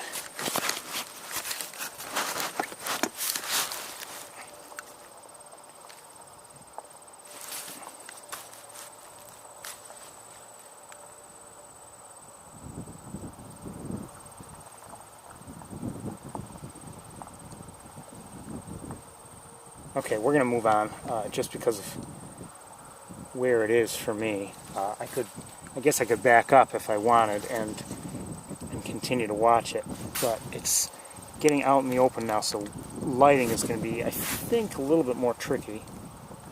Maybe not. I don't know. Yeah.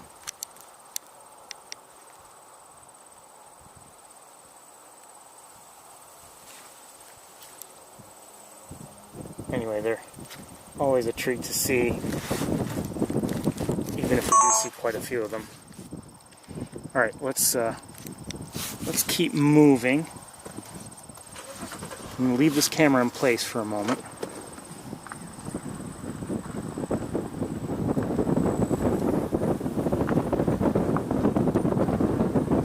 And the reason why I'm leaving it in place is because people, especially one woman in particular, she's walking along here, and I don't know if she has a camera or not. She does, and I don't know if she's actually taking pictures or if she's just hoping and, looking, but maybe she's seeing something, maybe she's not. I don't know. I don't see anything that she might see, but...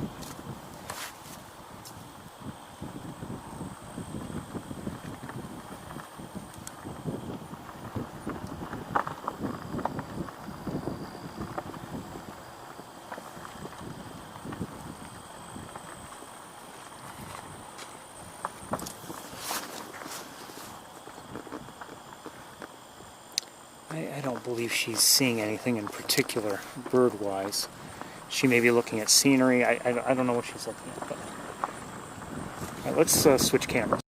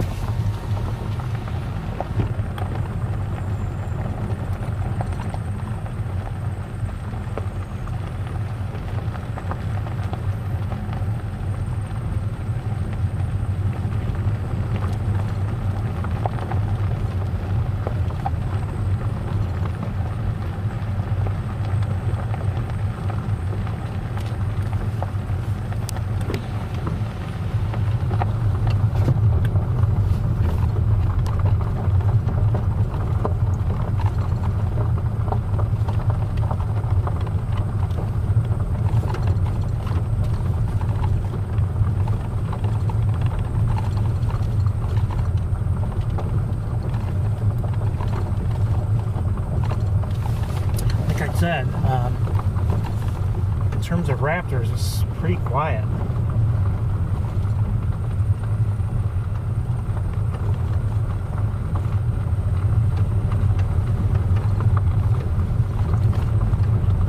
I don't know if they've had any rain up here.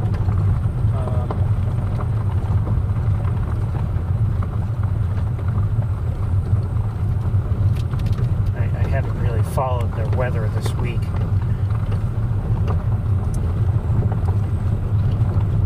I would not be surprised if they don't have, if they haven't received much, if any. And I know my own area has been, dry.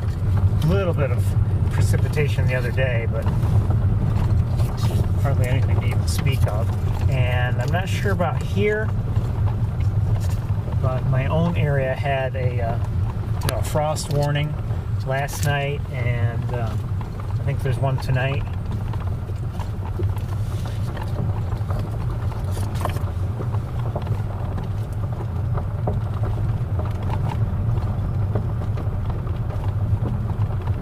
It's 56 degrees still, according to my thermometer. I don't know. I sometimes suspect it decides not to bother checking. Oh, I see a turkey vulture to our right up in the air.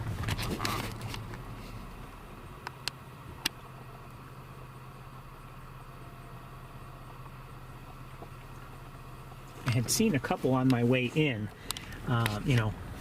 just before, arriving, but none actually like from Wildlife Drive. So, I mean, they're around.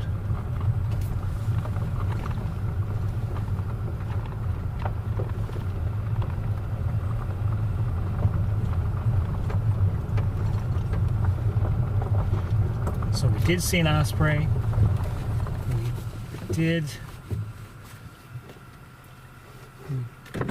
see, or I saw a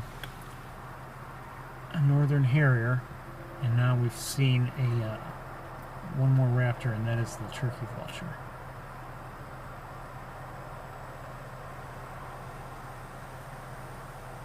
I believe I see a killdeer.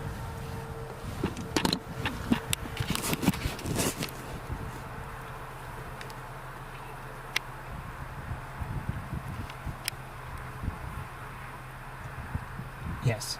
Now, not the best view. I would prefer that it would, turn and face us. But even before it does, see how it has two black bands. So it's not a, semi-palmated plover. The two black bands there on the breast, and but then otherwise the coloration, a slightly longer bill than the plover has.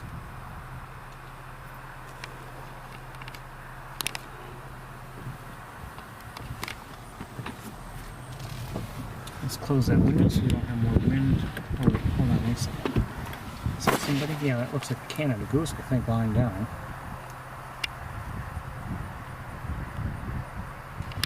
Snoozing. I hope it's okay. I always wonder when there's one by itself, but I don't see any others.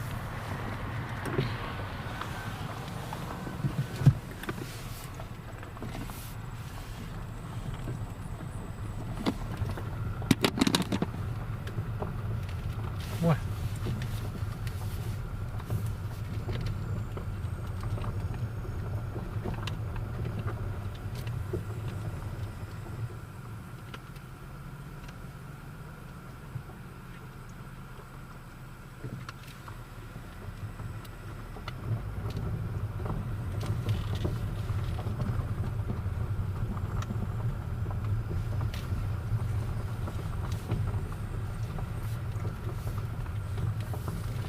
No water there to speak of that I can see. Over there on the right.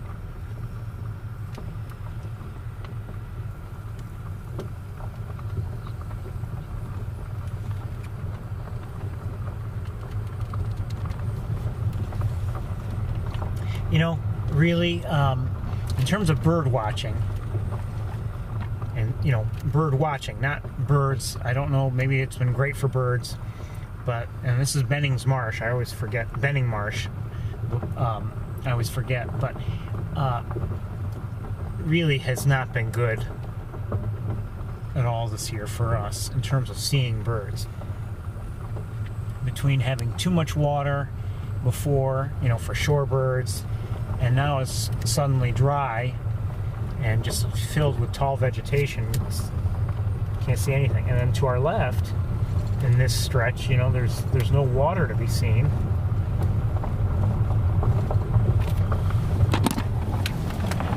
But, as I've made note before, it's not as if the main pool, and this is, I think you could say, part of the main pool, but I think they call it the Black Lake. It's not as if it's empty. I mean, we've seen it, and it seems like it has plenty of water, but it doesn't, for whatever reason, it's not really spread out like, in prior years. I don't know if that has anything to do with, vegetation growth, because last year they drained it. I don't know. I really don't know. Could be that it's just drier this year, and so a lot of these areas first don't have as much water, and second, maybe there is more water than we believe, but the vegetation, having had a chance to really grow last year and into this year, maybe it prevents us from seeing more water than we believe is there.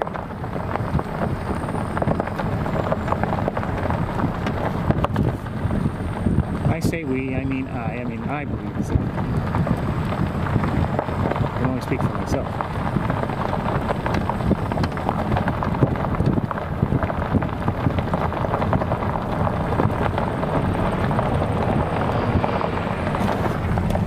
I suspect an area like, Knox Marcellus, where we look from East Road, I suspect the viewing is very tough today, given the sunshine.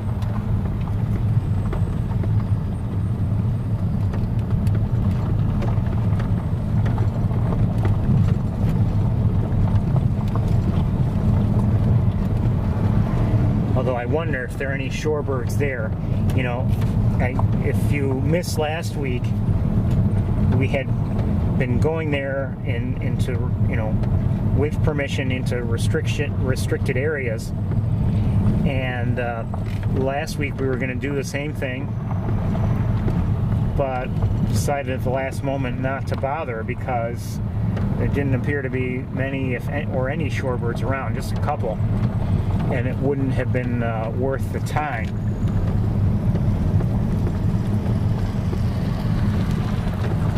Part of that was due to the way the water had, water levels had changed. All that was left were the deeper areas, which are not good for shorebirds, like along the deeper channels, and everything else was pretty much dry. And also it seemed like maybe some peregrine falcon activity was discouraging shorebirds from being around. So between the various factors, we decided not to bother.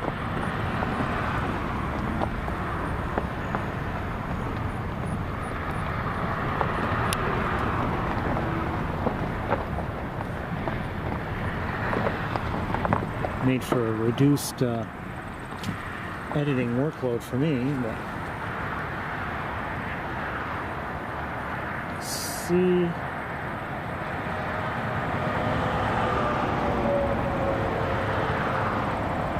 I see a duck back there, but I can hardly see it myself even with binoculars. I don't think I'm going to be able to identify it. I seem to be relatively large, so I'm guessing it's a mallard.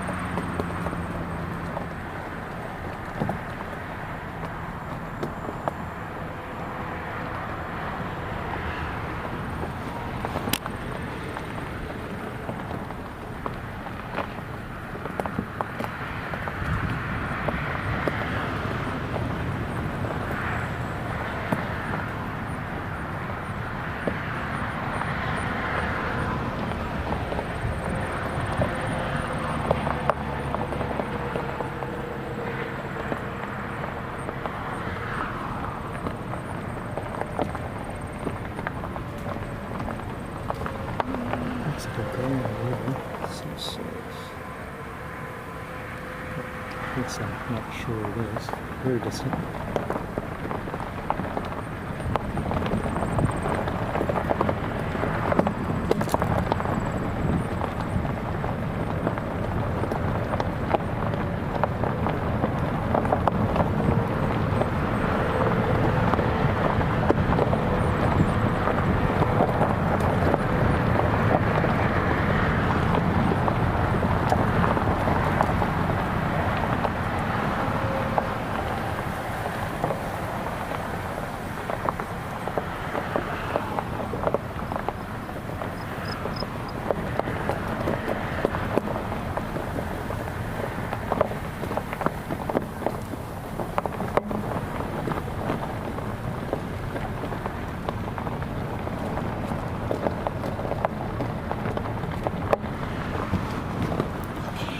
Checking a couple things. They're not close, but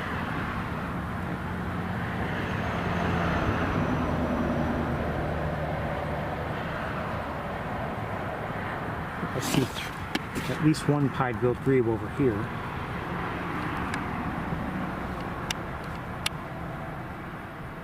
Yeah, looks like one, I think. That one, and there was that one. Notice the shape of the head. It's not a duck, it's a pied-billed grebe.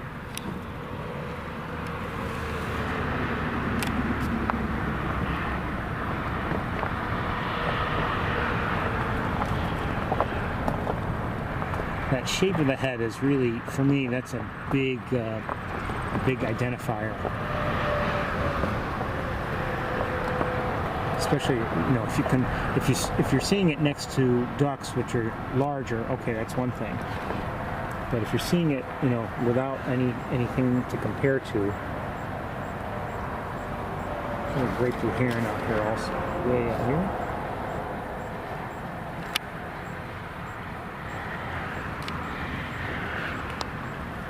So for me, you know, if I'm seeing one in the distance out by itself, a pied-billed grebe that is, the shape of the head makes a difference. Somehow its overall shape is, you know, a little bit different than that of a duck. Maybe it's a proportion thing. I don't know. Something about it. I'd have a hard time describing it. And some of the behavior. Now, if it's just floating on top of the water, okay, that's one thing. But if you do see it dive, you know, that's a good sign. There are diving ducks, by the way. Here are some starlings. There are diving ducks, but you know, if you see it dive as opposed to, I mean, if you see it feeding on the surface, you know, eating at, clearly looking at, you know, at vegetation, then you know it's not a pied-billed grebe. But if you see it diving, it's another characteristic that it might be, you know, another indicator that it might in fact be a pied-billed grebe. The starlings are all flying over across over the highway and to the other side. I hope that's not because of me. Might be.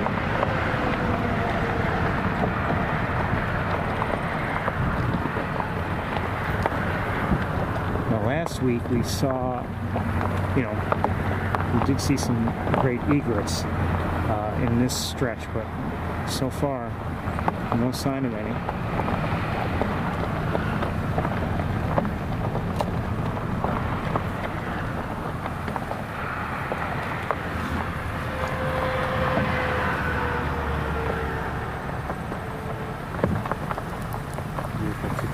Best. I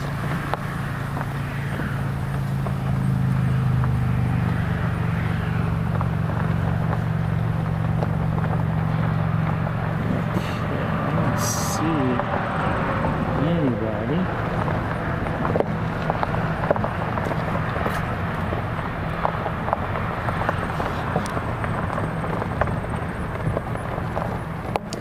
You know, overall, sure, quiet.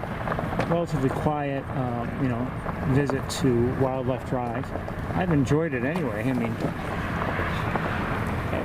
maybe would have enjoyed it a lot less had we not seen the least bittern. Probably, I would say that's the case.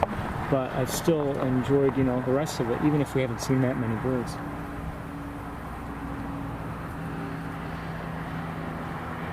think I might see a gray egret. I'm not sure.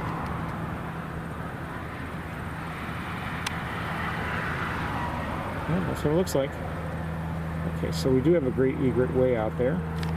Can't see it well, but there's some Canada geese around it as well.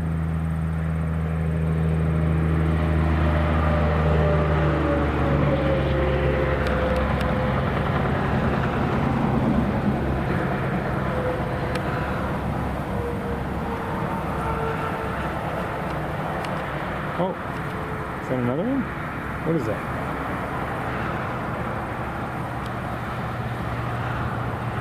Well, that's definitely a gray egret there. Well, I say it's definitely, I believe it is. What's this here?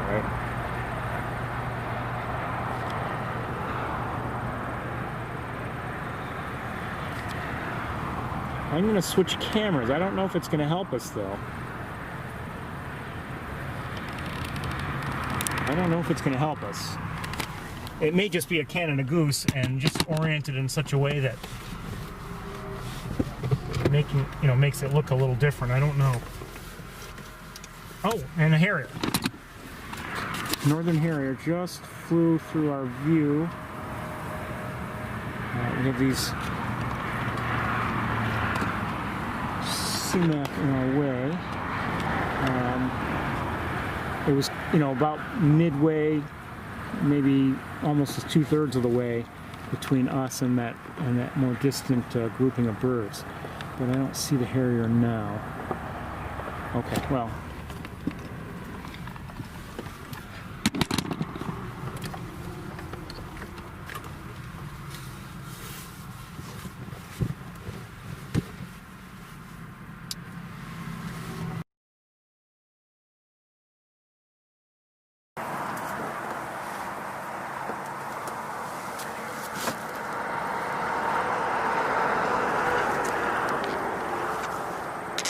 That might not even be a bird here, I don't know. It hasn't moved. Or has it? I don't know.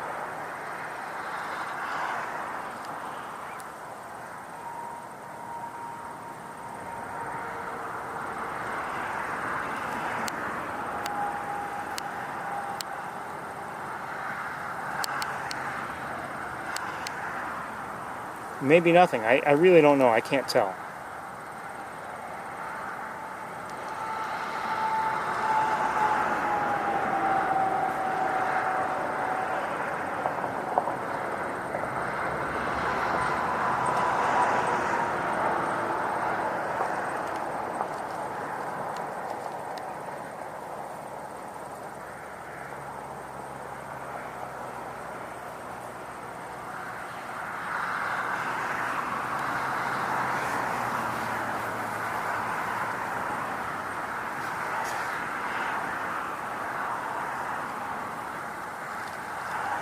Well, if it is nothing, we're getting a good look at it.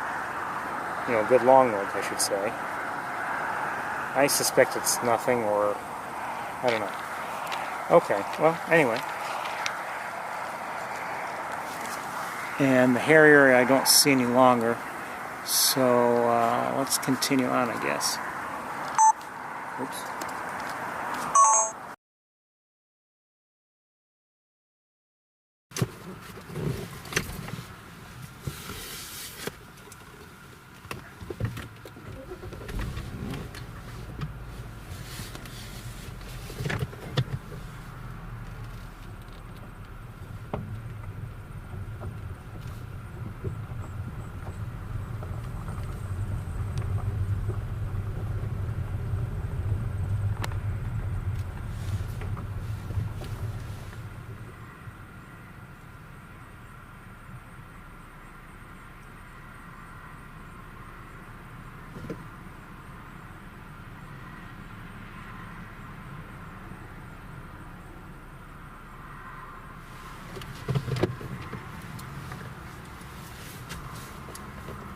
There's some, okay, let's try.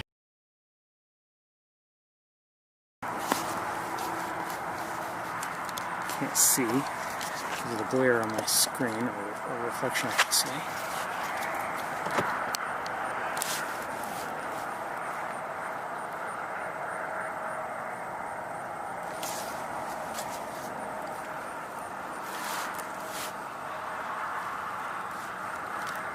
Did see some birds in the air. I'm not sure what they were. 1 second.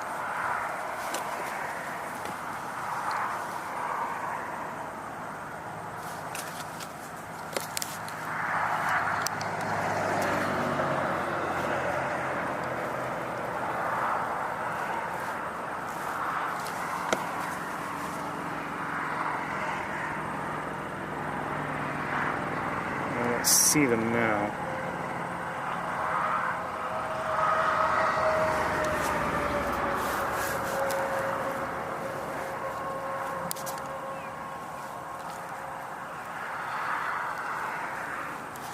Not sure if there was an eagle or not. There may have been.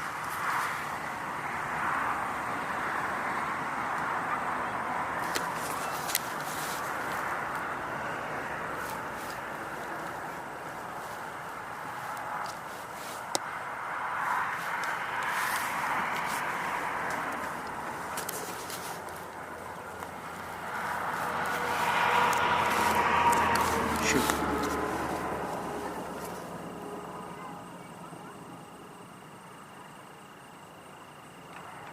I believe there's an eagle, but it's very distant. So distant, I'm having a hard time finding it or seeing it at all.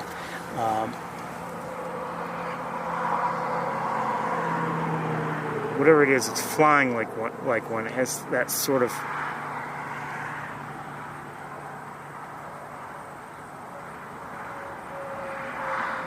flight pattern, but I'm not able to get it for you on screen.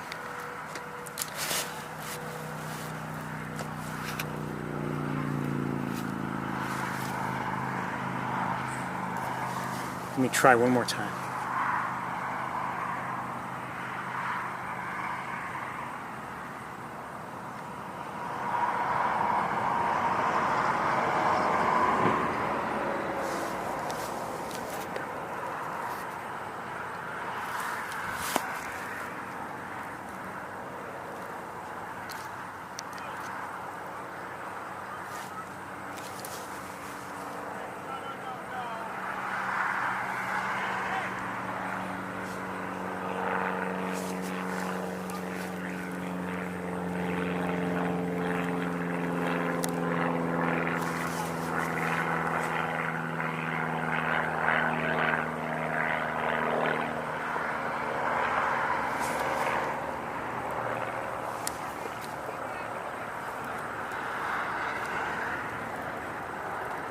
I think it should be right around there. I'm having a hard time even focusing just because it's so distant and I don't have any good markers. Those clouds aren't that great at marking for me. So I don't know.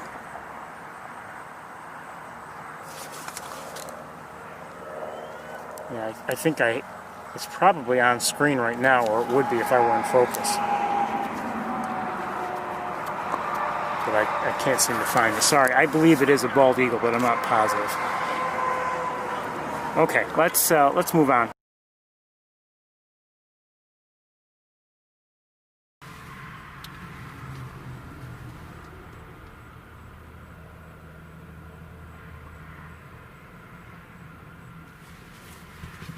Let's move on.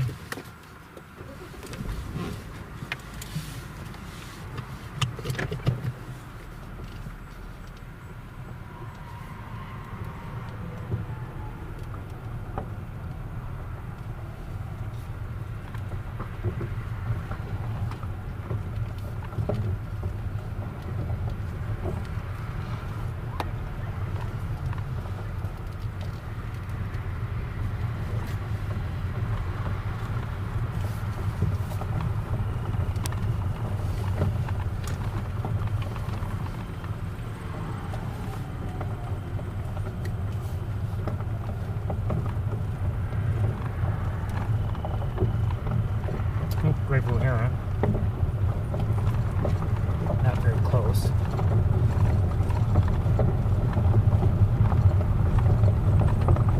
I have a feeling that'll be just about it for Wildlife Drive this week.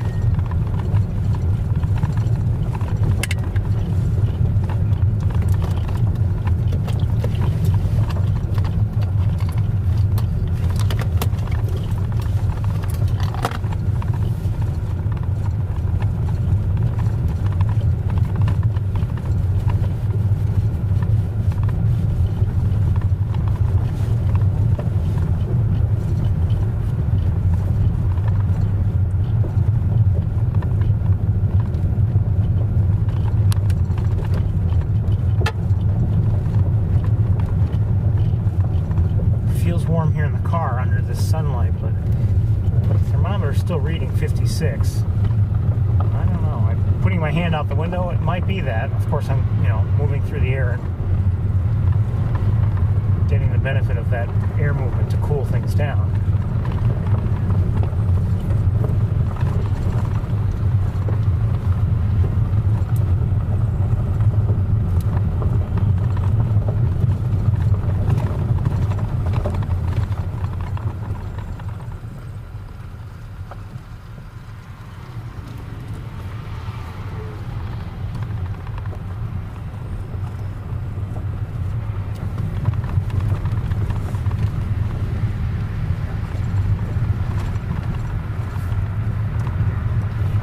Even if it is only 56, I don't believe it's going to get much warmer. Looking at the forecast earlier today for Ithaca, I thought I saw a high of 59 today.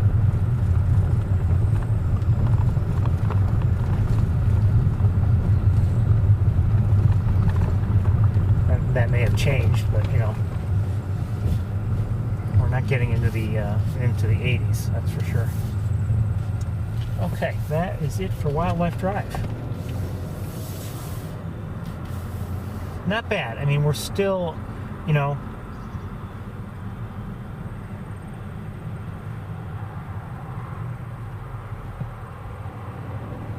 not that late into the migration season where for Wildlife Drive we'd expect to see a lot more.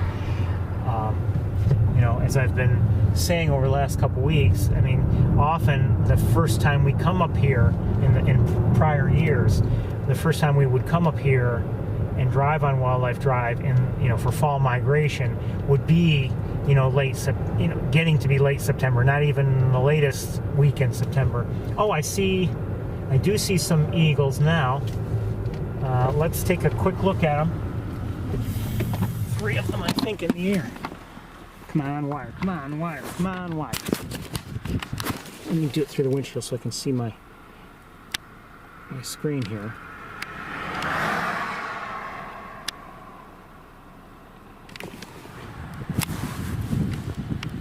Three adults, four eagles total. I see another one has joined.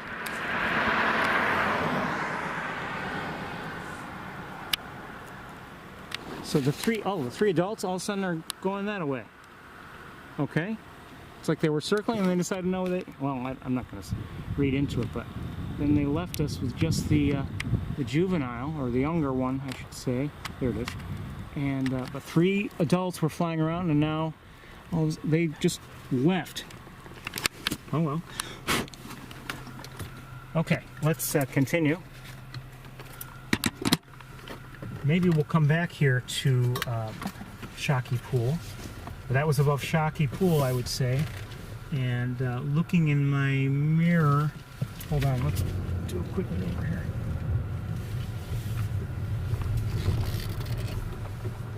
See one eagle coming back, and it is an adult. Okay, and well, now circling around back the other way. So,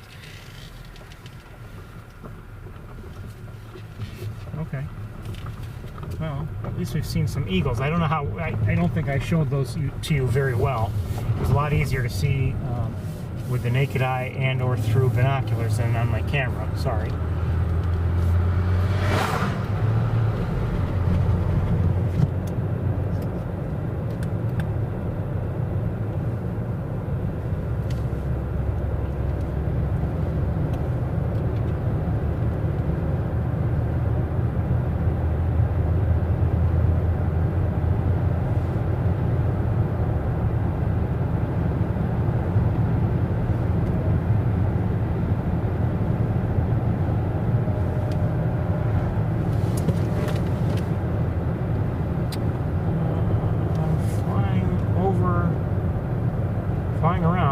Above Mays Point. It looks like a double-crested cormorant, I believe.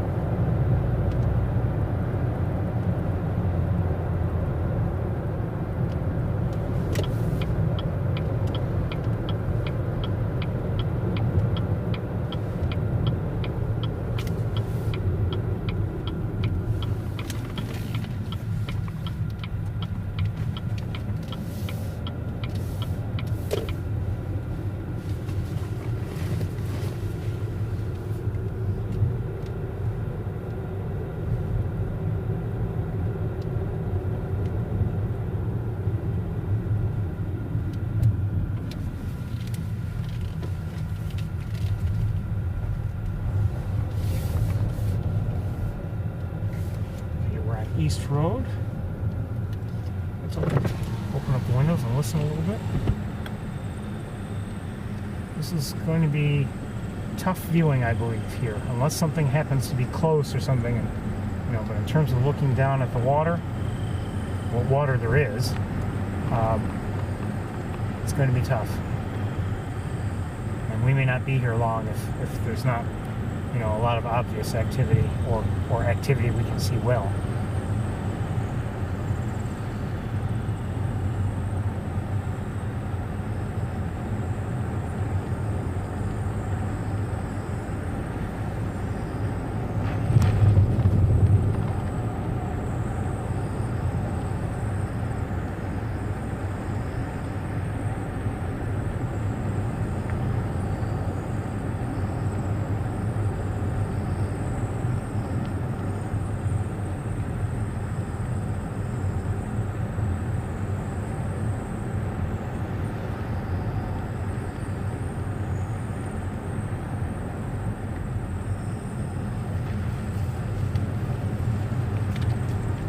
See a spot of white down there, so there's some activity.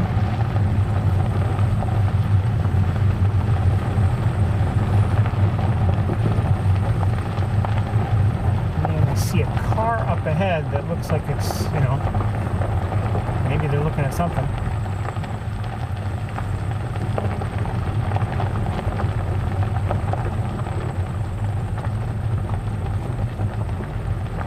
The way they're oriented, though,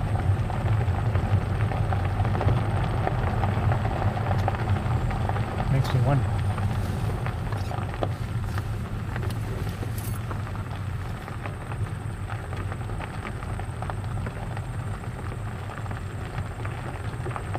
Then again, sometimes oh boy, it looks dry down there. It looks dry. There may be some great egrets, and I'm not sure if it's an eagle or I see at least one turkey vulture. That looks like a turkey vulture right there.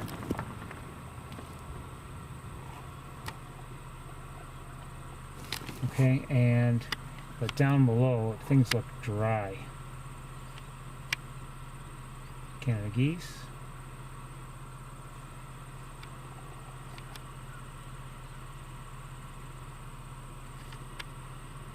Looks like a great egret there. You have to remember, with Canada geese, they're not like ducks. I mean, yeah, sure, they go in the water, of course, but they graze on the ground more than they eat in the water, much more. So, for them, as long as there's some water to go drink and maybe occasionally bathe in, they're in it for the grazing.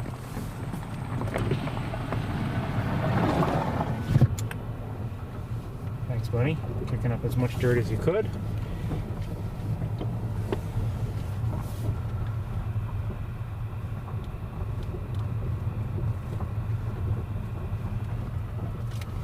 And I'm going to show you down here.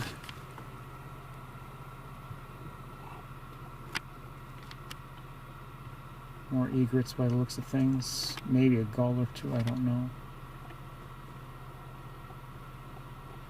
We'll take a look, but there's not much here. I mean, there's probably a slightly deeper channel of water on the perimeter, and then there's the I think that's puddlers back there.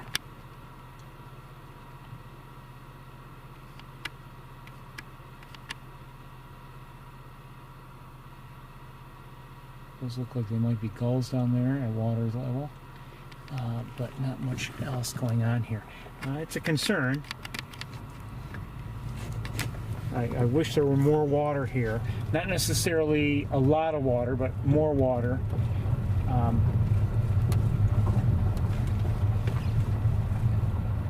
like to have some water here for that might draw geese during migration, both snow geese and Canada geese. And I'm not saying they'll stay here and graze all day, but if they're grazing nearby and then they come here occasionally to rest, for more rest and just to drink, That looks like a turkey vulture, I believe.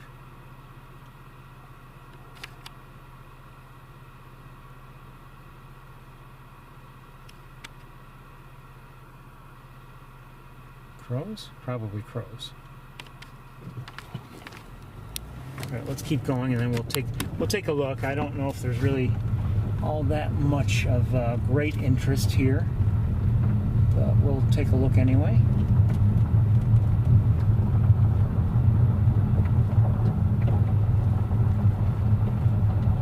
And you know, maybe I'll well, we'll see. There's something that might be a little out of the ordinary, possibly down there.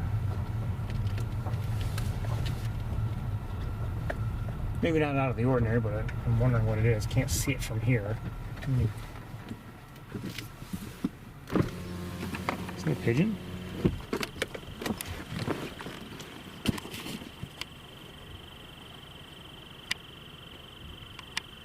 Somebody was just there and ducked their head.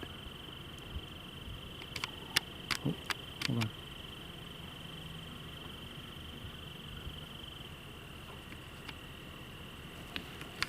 You know, I don't know if you can see it from there. Hold on one second here.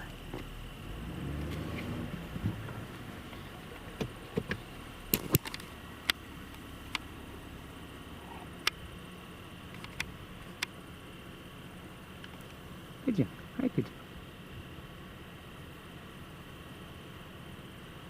Odd to see a pigeon there, I would say.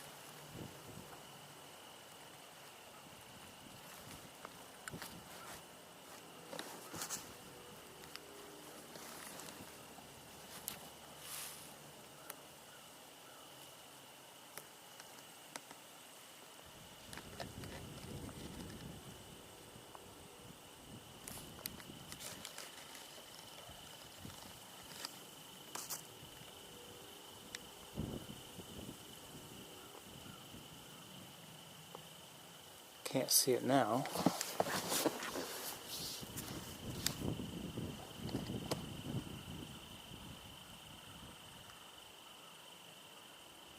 You might say, why are we going to take if we can, a close look at a pigeon? Well, we haven't before. I do hear crows, American crows. And I don't see the pigeon any longer. Although I believe it's still there. It may have walked off, but I believe it hasn't flown away, I should say. Oh, there it is.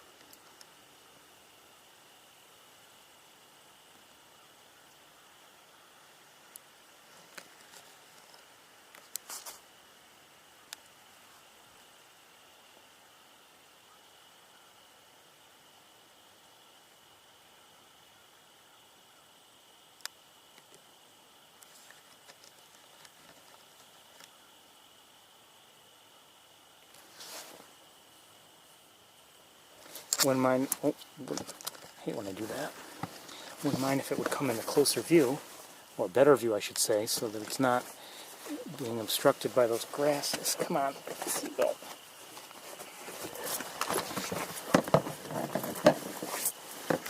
Oops. Let's back up.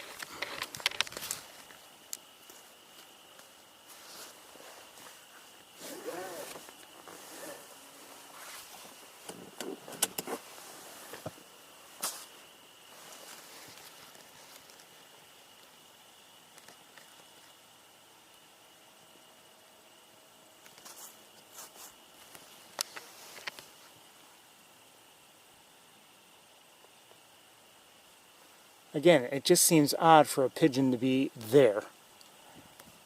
In fact, I don't know if I've normally seen pigeons here. We've seen mourning doves, but not pigeons that I can recall. And it's not like, I mean, there's an area for pigeons not far away. I mean, it's not like they're, we're a million miles away from them, but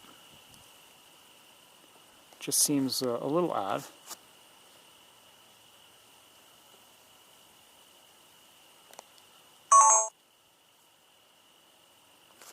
Okay, anyway, let's move forward a little bit and see if that thing that I saw on the ground is still there.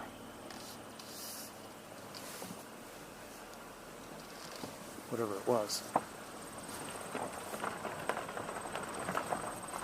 It is, whatever it was. Okay, hold on.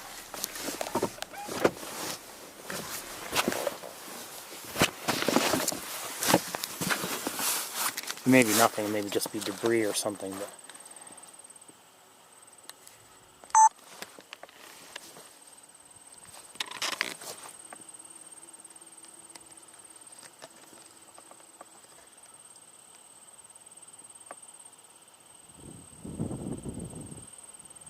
could be I don't know.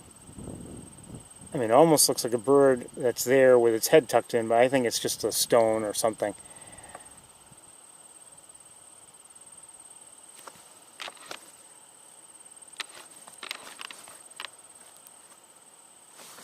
You know what I mean? You can see there is some water, but it's just in that channel along the perimeter, and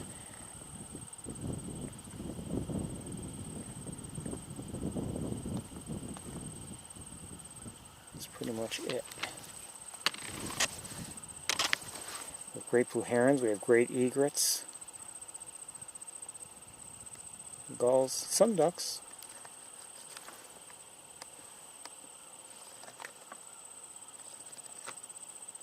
But I can't tell what those ducks are from here. Maybe you can, but I can't.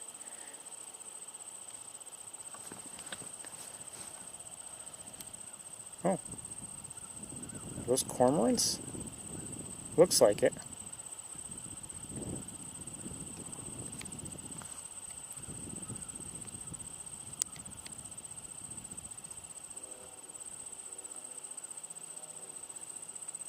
Cormorants, great blue heron, great egret, maybe a mallard there in the background. I knew the viewing would be tough. This is maybe even worse than I thought. But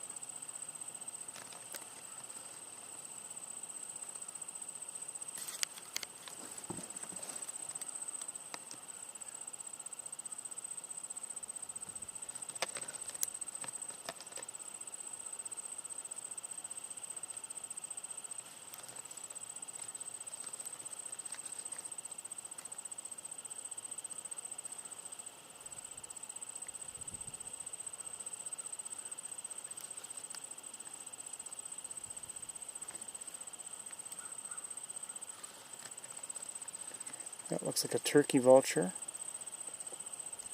Now, this turkey vulture here, if you don't know, you might say, oh, that's an eagle.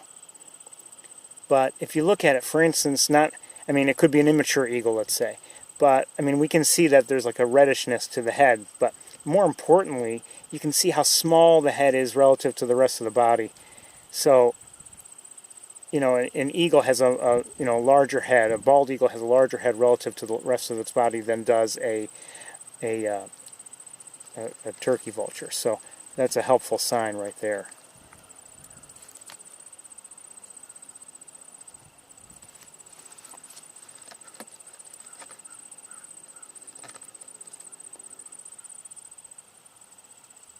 Make out the head a little bit there again. Another turkey vulture and another one.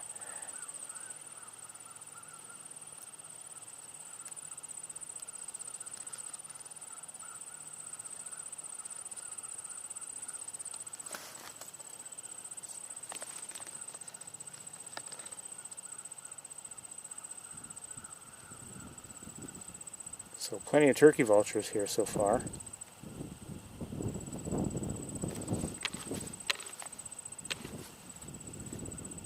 You can see things are very, very much dried up. Hopefully we'll have some water start to accumulate again soon. We need some rain anyway, I mean, period. We need rain. Let me have you look out at puddlers there for a moment or two by yourself while I look around with binoculars. Well, let me zoom in.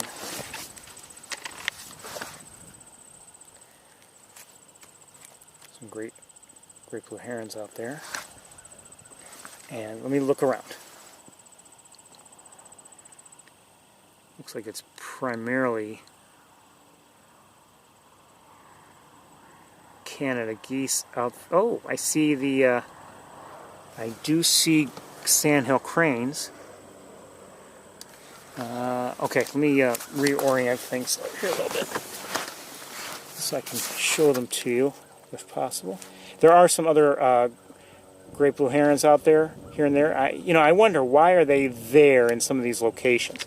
But I mean, they're not right near the water, but maybe they don't need to be,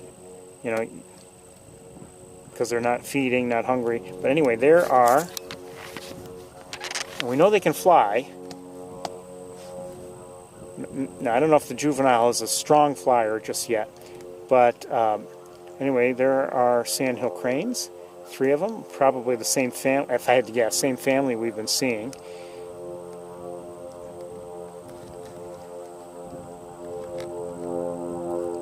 We're not seeing them well, though, so we're not going to linger on them for too long. I was hoping to see them, though. But see, seeing them like this is that's just checking things off a list. That's not really seeing them, seeing them well.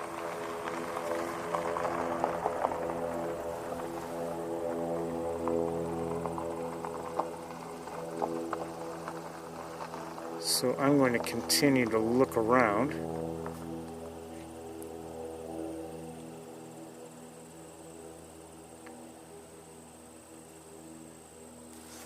Okay, let's back out in puddlers. I don't know if I showed you or not. You may have seen there may be an egret or 2 out there. Some gulls out there, maybe. Oh, those look like egrets. That's definitely an egret there. And there's something else I wanted to look at. 1 second.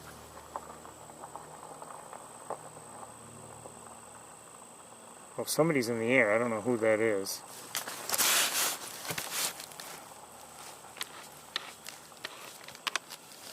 Hold on. I'm going to find it again. I can't see with the naked eye. Maybe a peregrine. I don't know.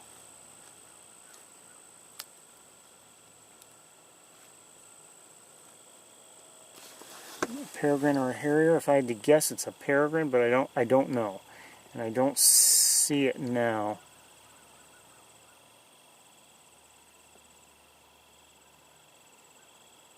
I don't see it now, but I may see somebody in the trees. I'm not sure. Hold on.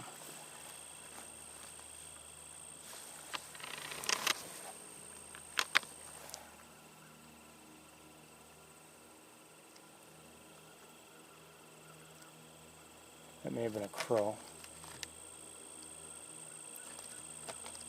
Yeah, I suspect there looks like there are crows there. Is there anybody else there with crows? I don't know. You can see that waviness in the air. That's the heat shimmer I've talked about if you're not familiar.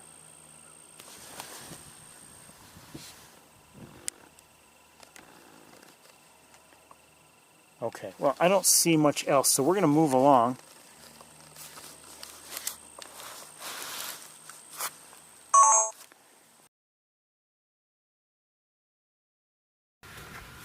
Just have one more look at one other thing.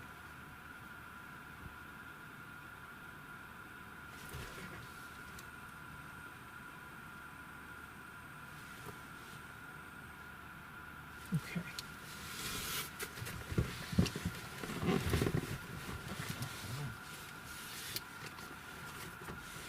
I think we're going to skip Van Dyne spoor.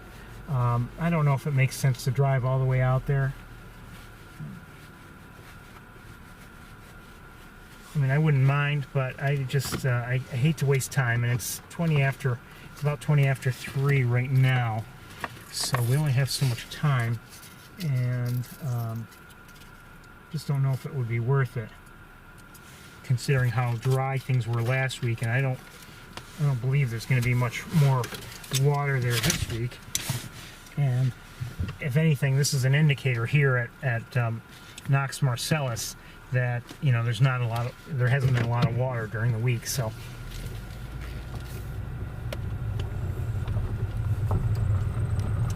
it's not to say that there wouldn't be any birds there, but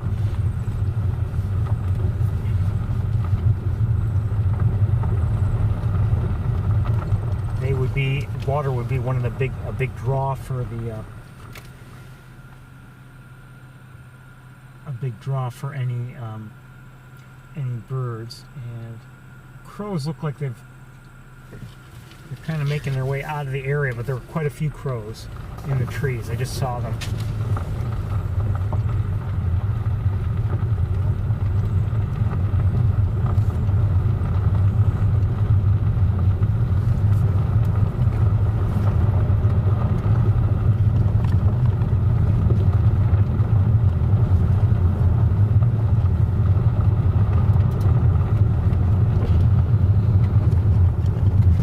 What we might do is just make a couple checkup stops here. I mean, I can't imagine there's much water at Mays Point, but I wouldn't mind looking just in case there was any kind of water restriction at work before. I don't know.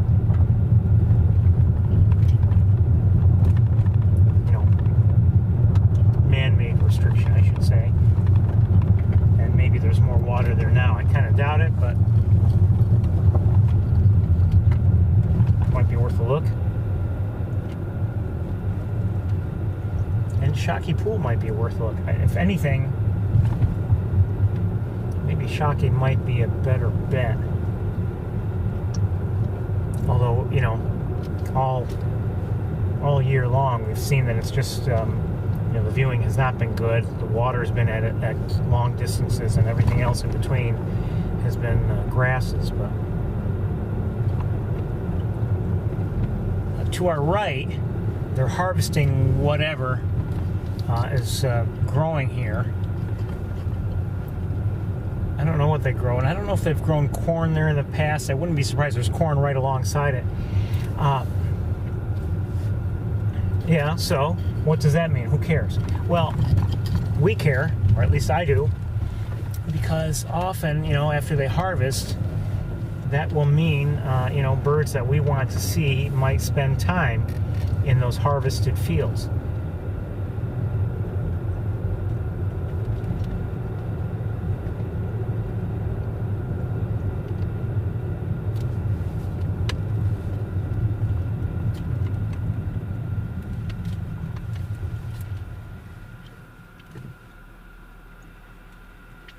Trying to decide where I want to go.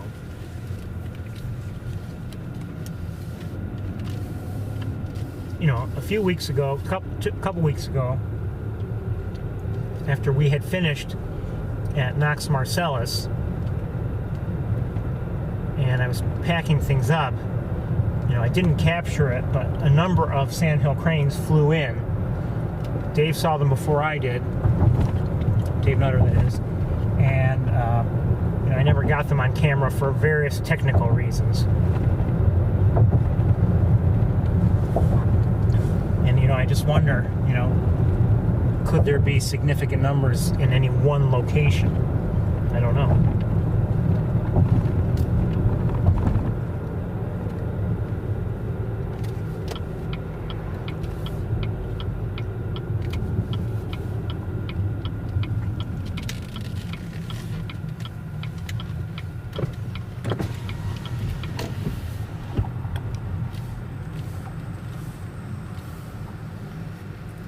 Things are reading 58 degrees now.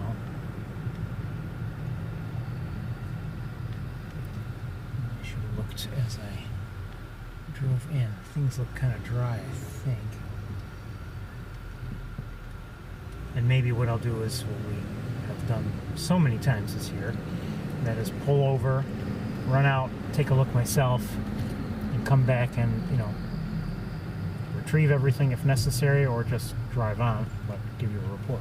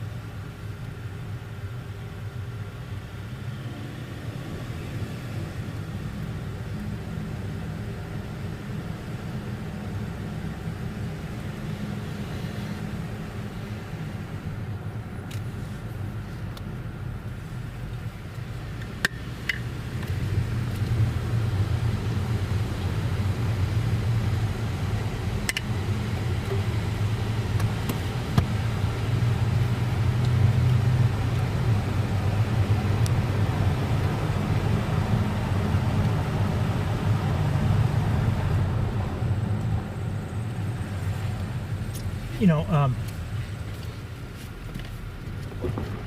closer to Route 31, that's what we take to get to,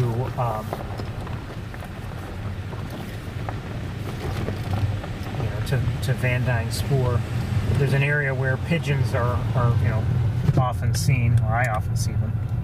And this is another area where pigeons are often seen. So, I mean, you know, to see a pigeon over there on East Road is not, you know, some incredible, unlikely event, but you know, I don't know if I'm not sure if I've ever seen a pigeon on the ground there before. Maybe I have. I don't know.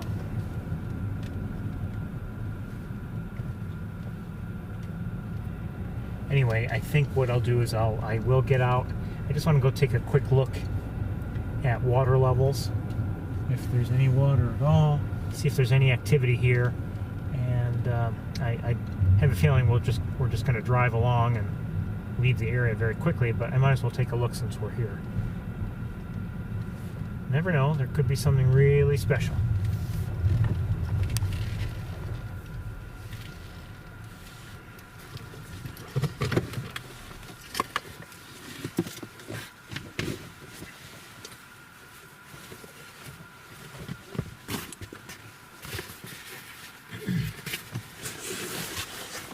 Anyway, I'll be with you shortly.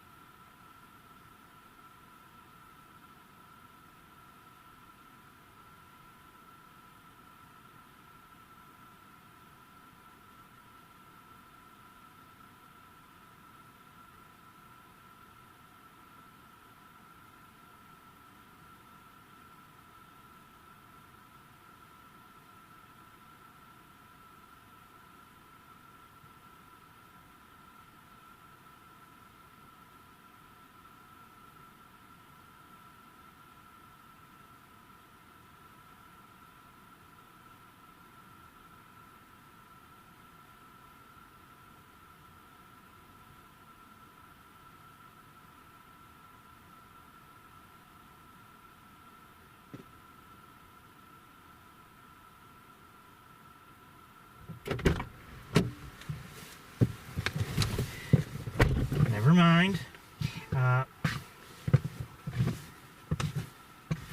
Nothing. Well, I say nothing. Almost nothing. There's no water to speak of. Nothing that I could see. Everything is, I mean, there's some dry area right near the deck, the observation deck, which has just minimal vegetation. The rest is just not really tall grasses, and then it reaches tall grasses. I saw one turkey vulture, not very close, and then more distantly, maybe closer to Wildlife Drive and Route 90, I saw a bald eagle in the air. But other than that, and I may have heard something. I heard some very faint. May have been a small bird nearby. I couldn't tell what it was, or I certainly had no idea where it was. So we're moving along. That's disappointing. I mean,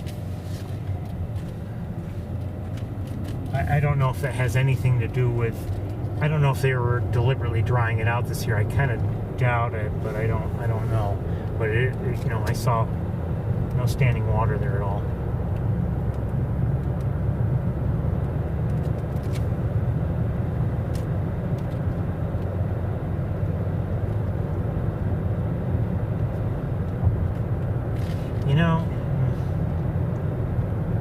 Maybe we should have gone to Cairncross, or not for Cairncross itself, but there are some areas that have water along the way, and you never know, maybe there'd be birds there, although I don't know if they'd be good for shorebirds or anything like that. Probably not, given their nature.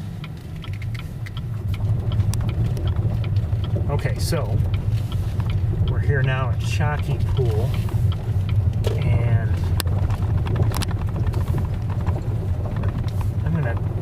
it's 3:34 right now, so it is getting late, and we want some time in Ithaca, so I think I'm going to do the same thing here. I'll check, and we'll see if it looks like there's anything worthwhile.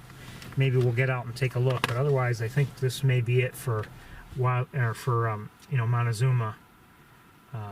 this week. Let me go take a look and see what I can see, and see if it's worth spending some time here.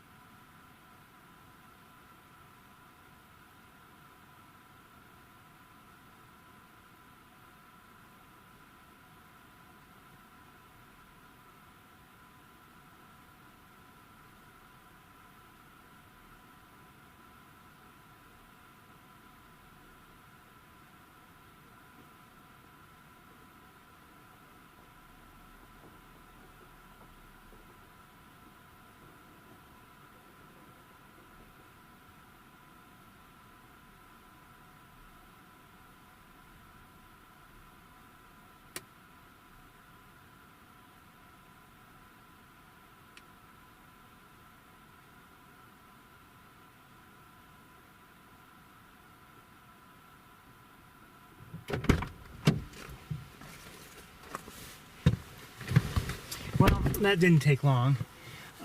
It's even worse than before, I have to say. There's still some areas of water well in the distance. I did see a great egret. I did see a Canada goose. And then farther out, straight out, I couldn't tell what was there. I did see some white that looked like probably a great egret. There may have been some geese or there might have been some cormorants out there, which is, you know, a space where we've seen them before. But even some of the 2 or 3 smaller areas closer by that had been open and maybe with a little bit of water, well, one of them is gone and it filled in with grasses. The other is dry, and the other had no activity whatsoever, and it was very tiny. So I think that's going to be it for Montezuma this week. I'm going to get back to Ithaca and see if we can maybe, you know, see some nice things there. In terms of time, let's say we're talking maybe around 5:15, 5:20, somewhere around there. I expect to be in Ithaca and starting up, so somewhere around there, more or less. Okay, everybody. So I'll need some time to pack up here and then drive there, of course. But I think that's it. You know, maybe it would have been a good idea to go to Van Dyne Spoor, I don't know, or those areas out there. But I think we're going to be, that's going to be it for up here. Okay, everybody, so I see you've received the message, and I will see you all later. Bye, everybody.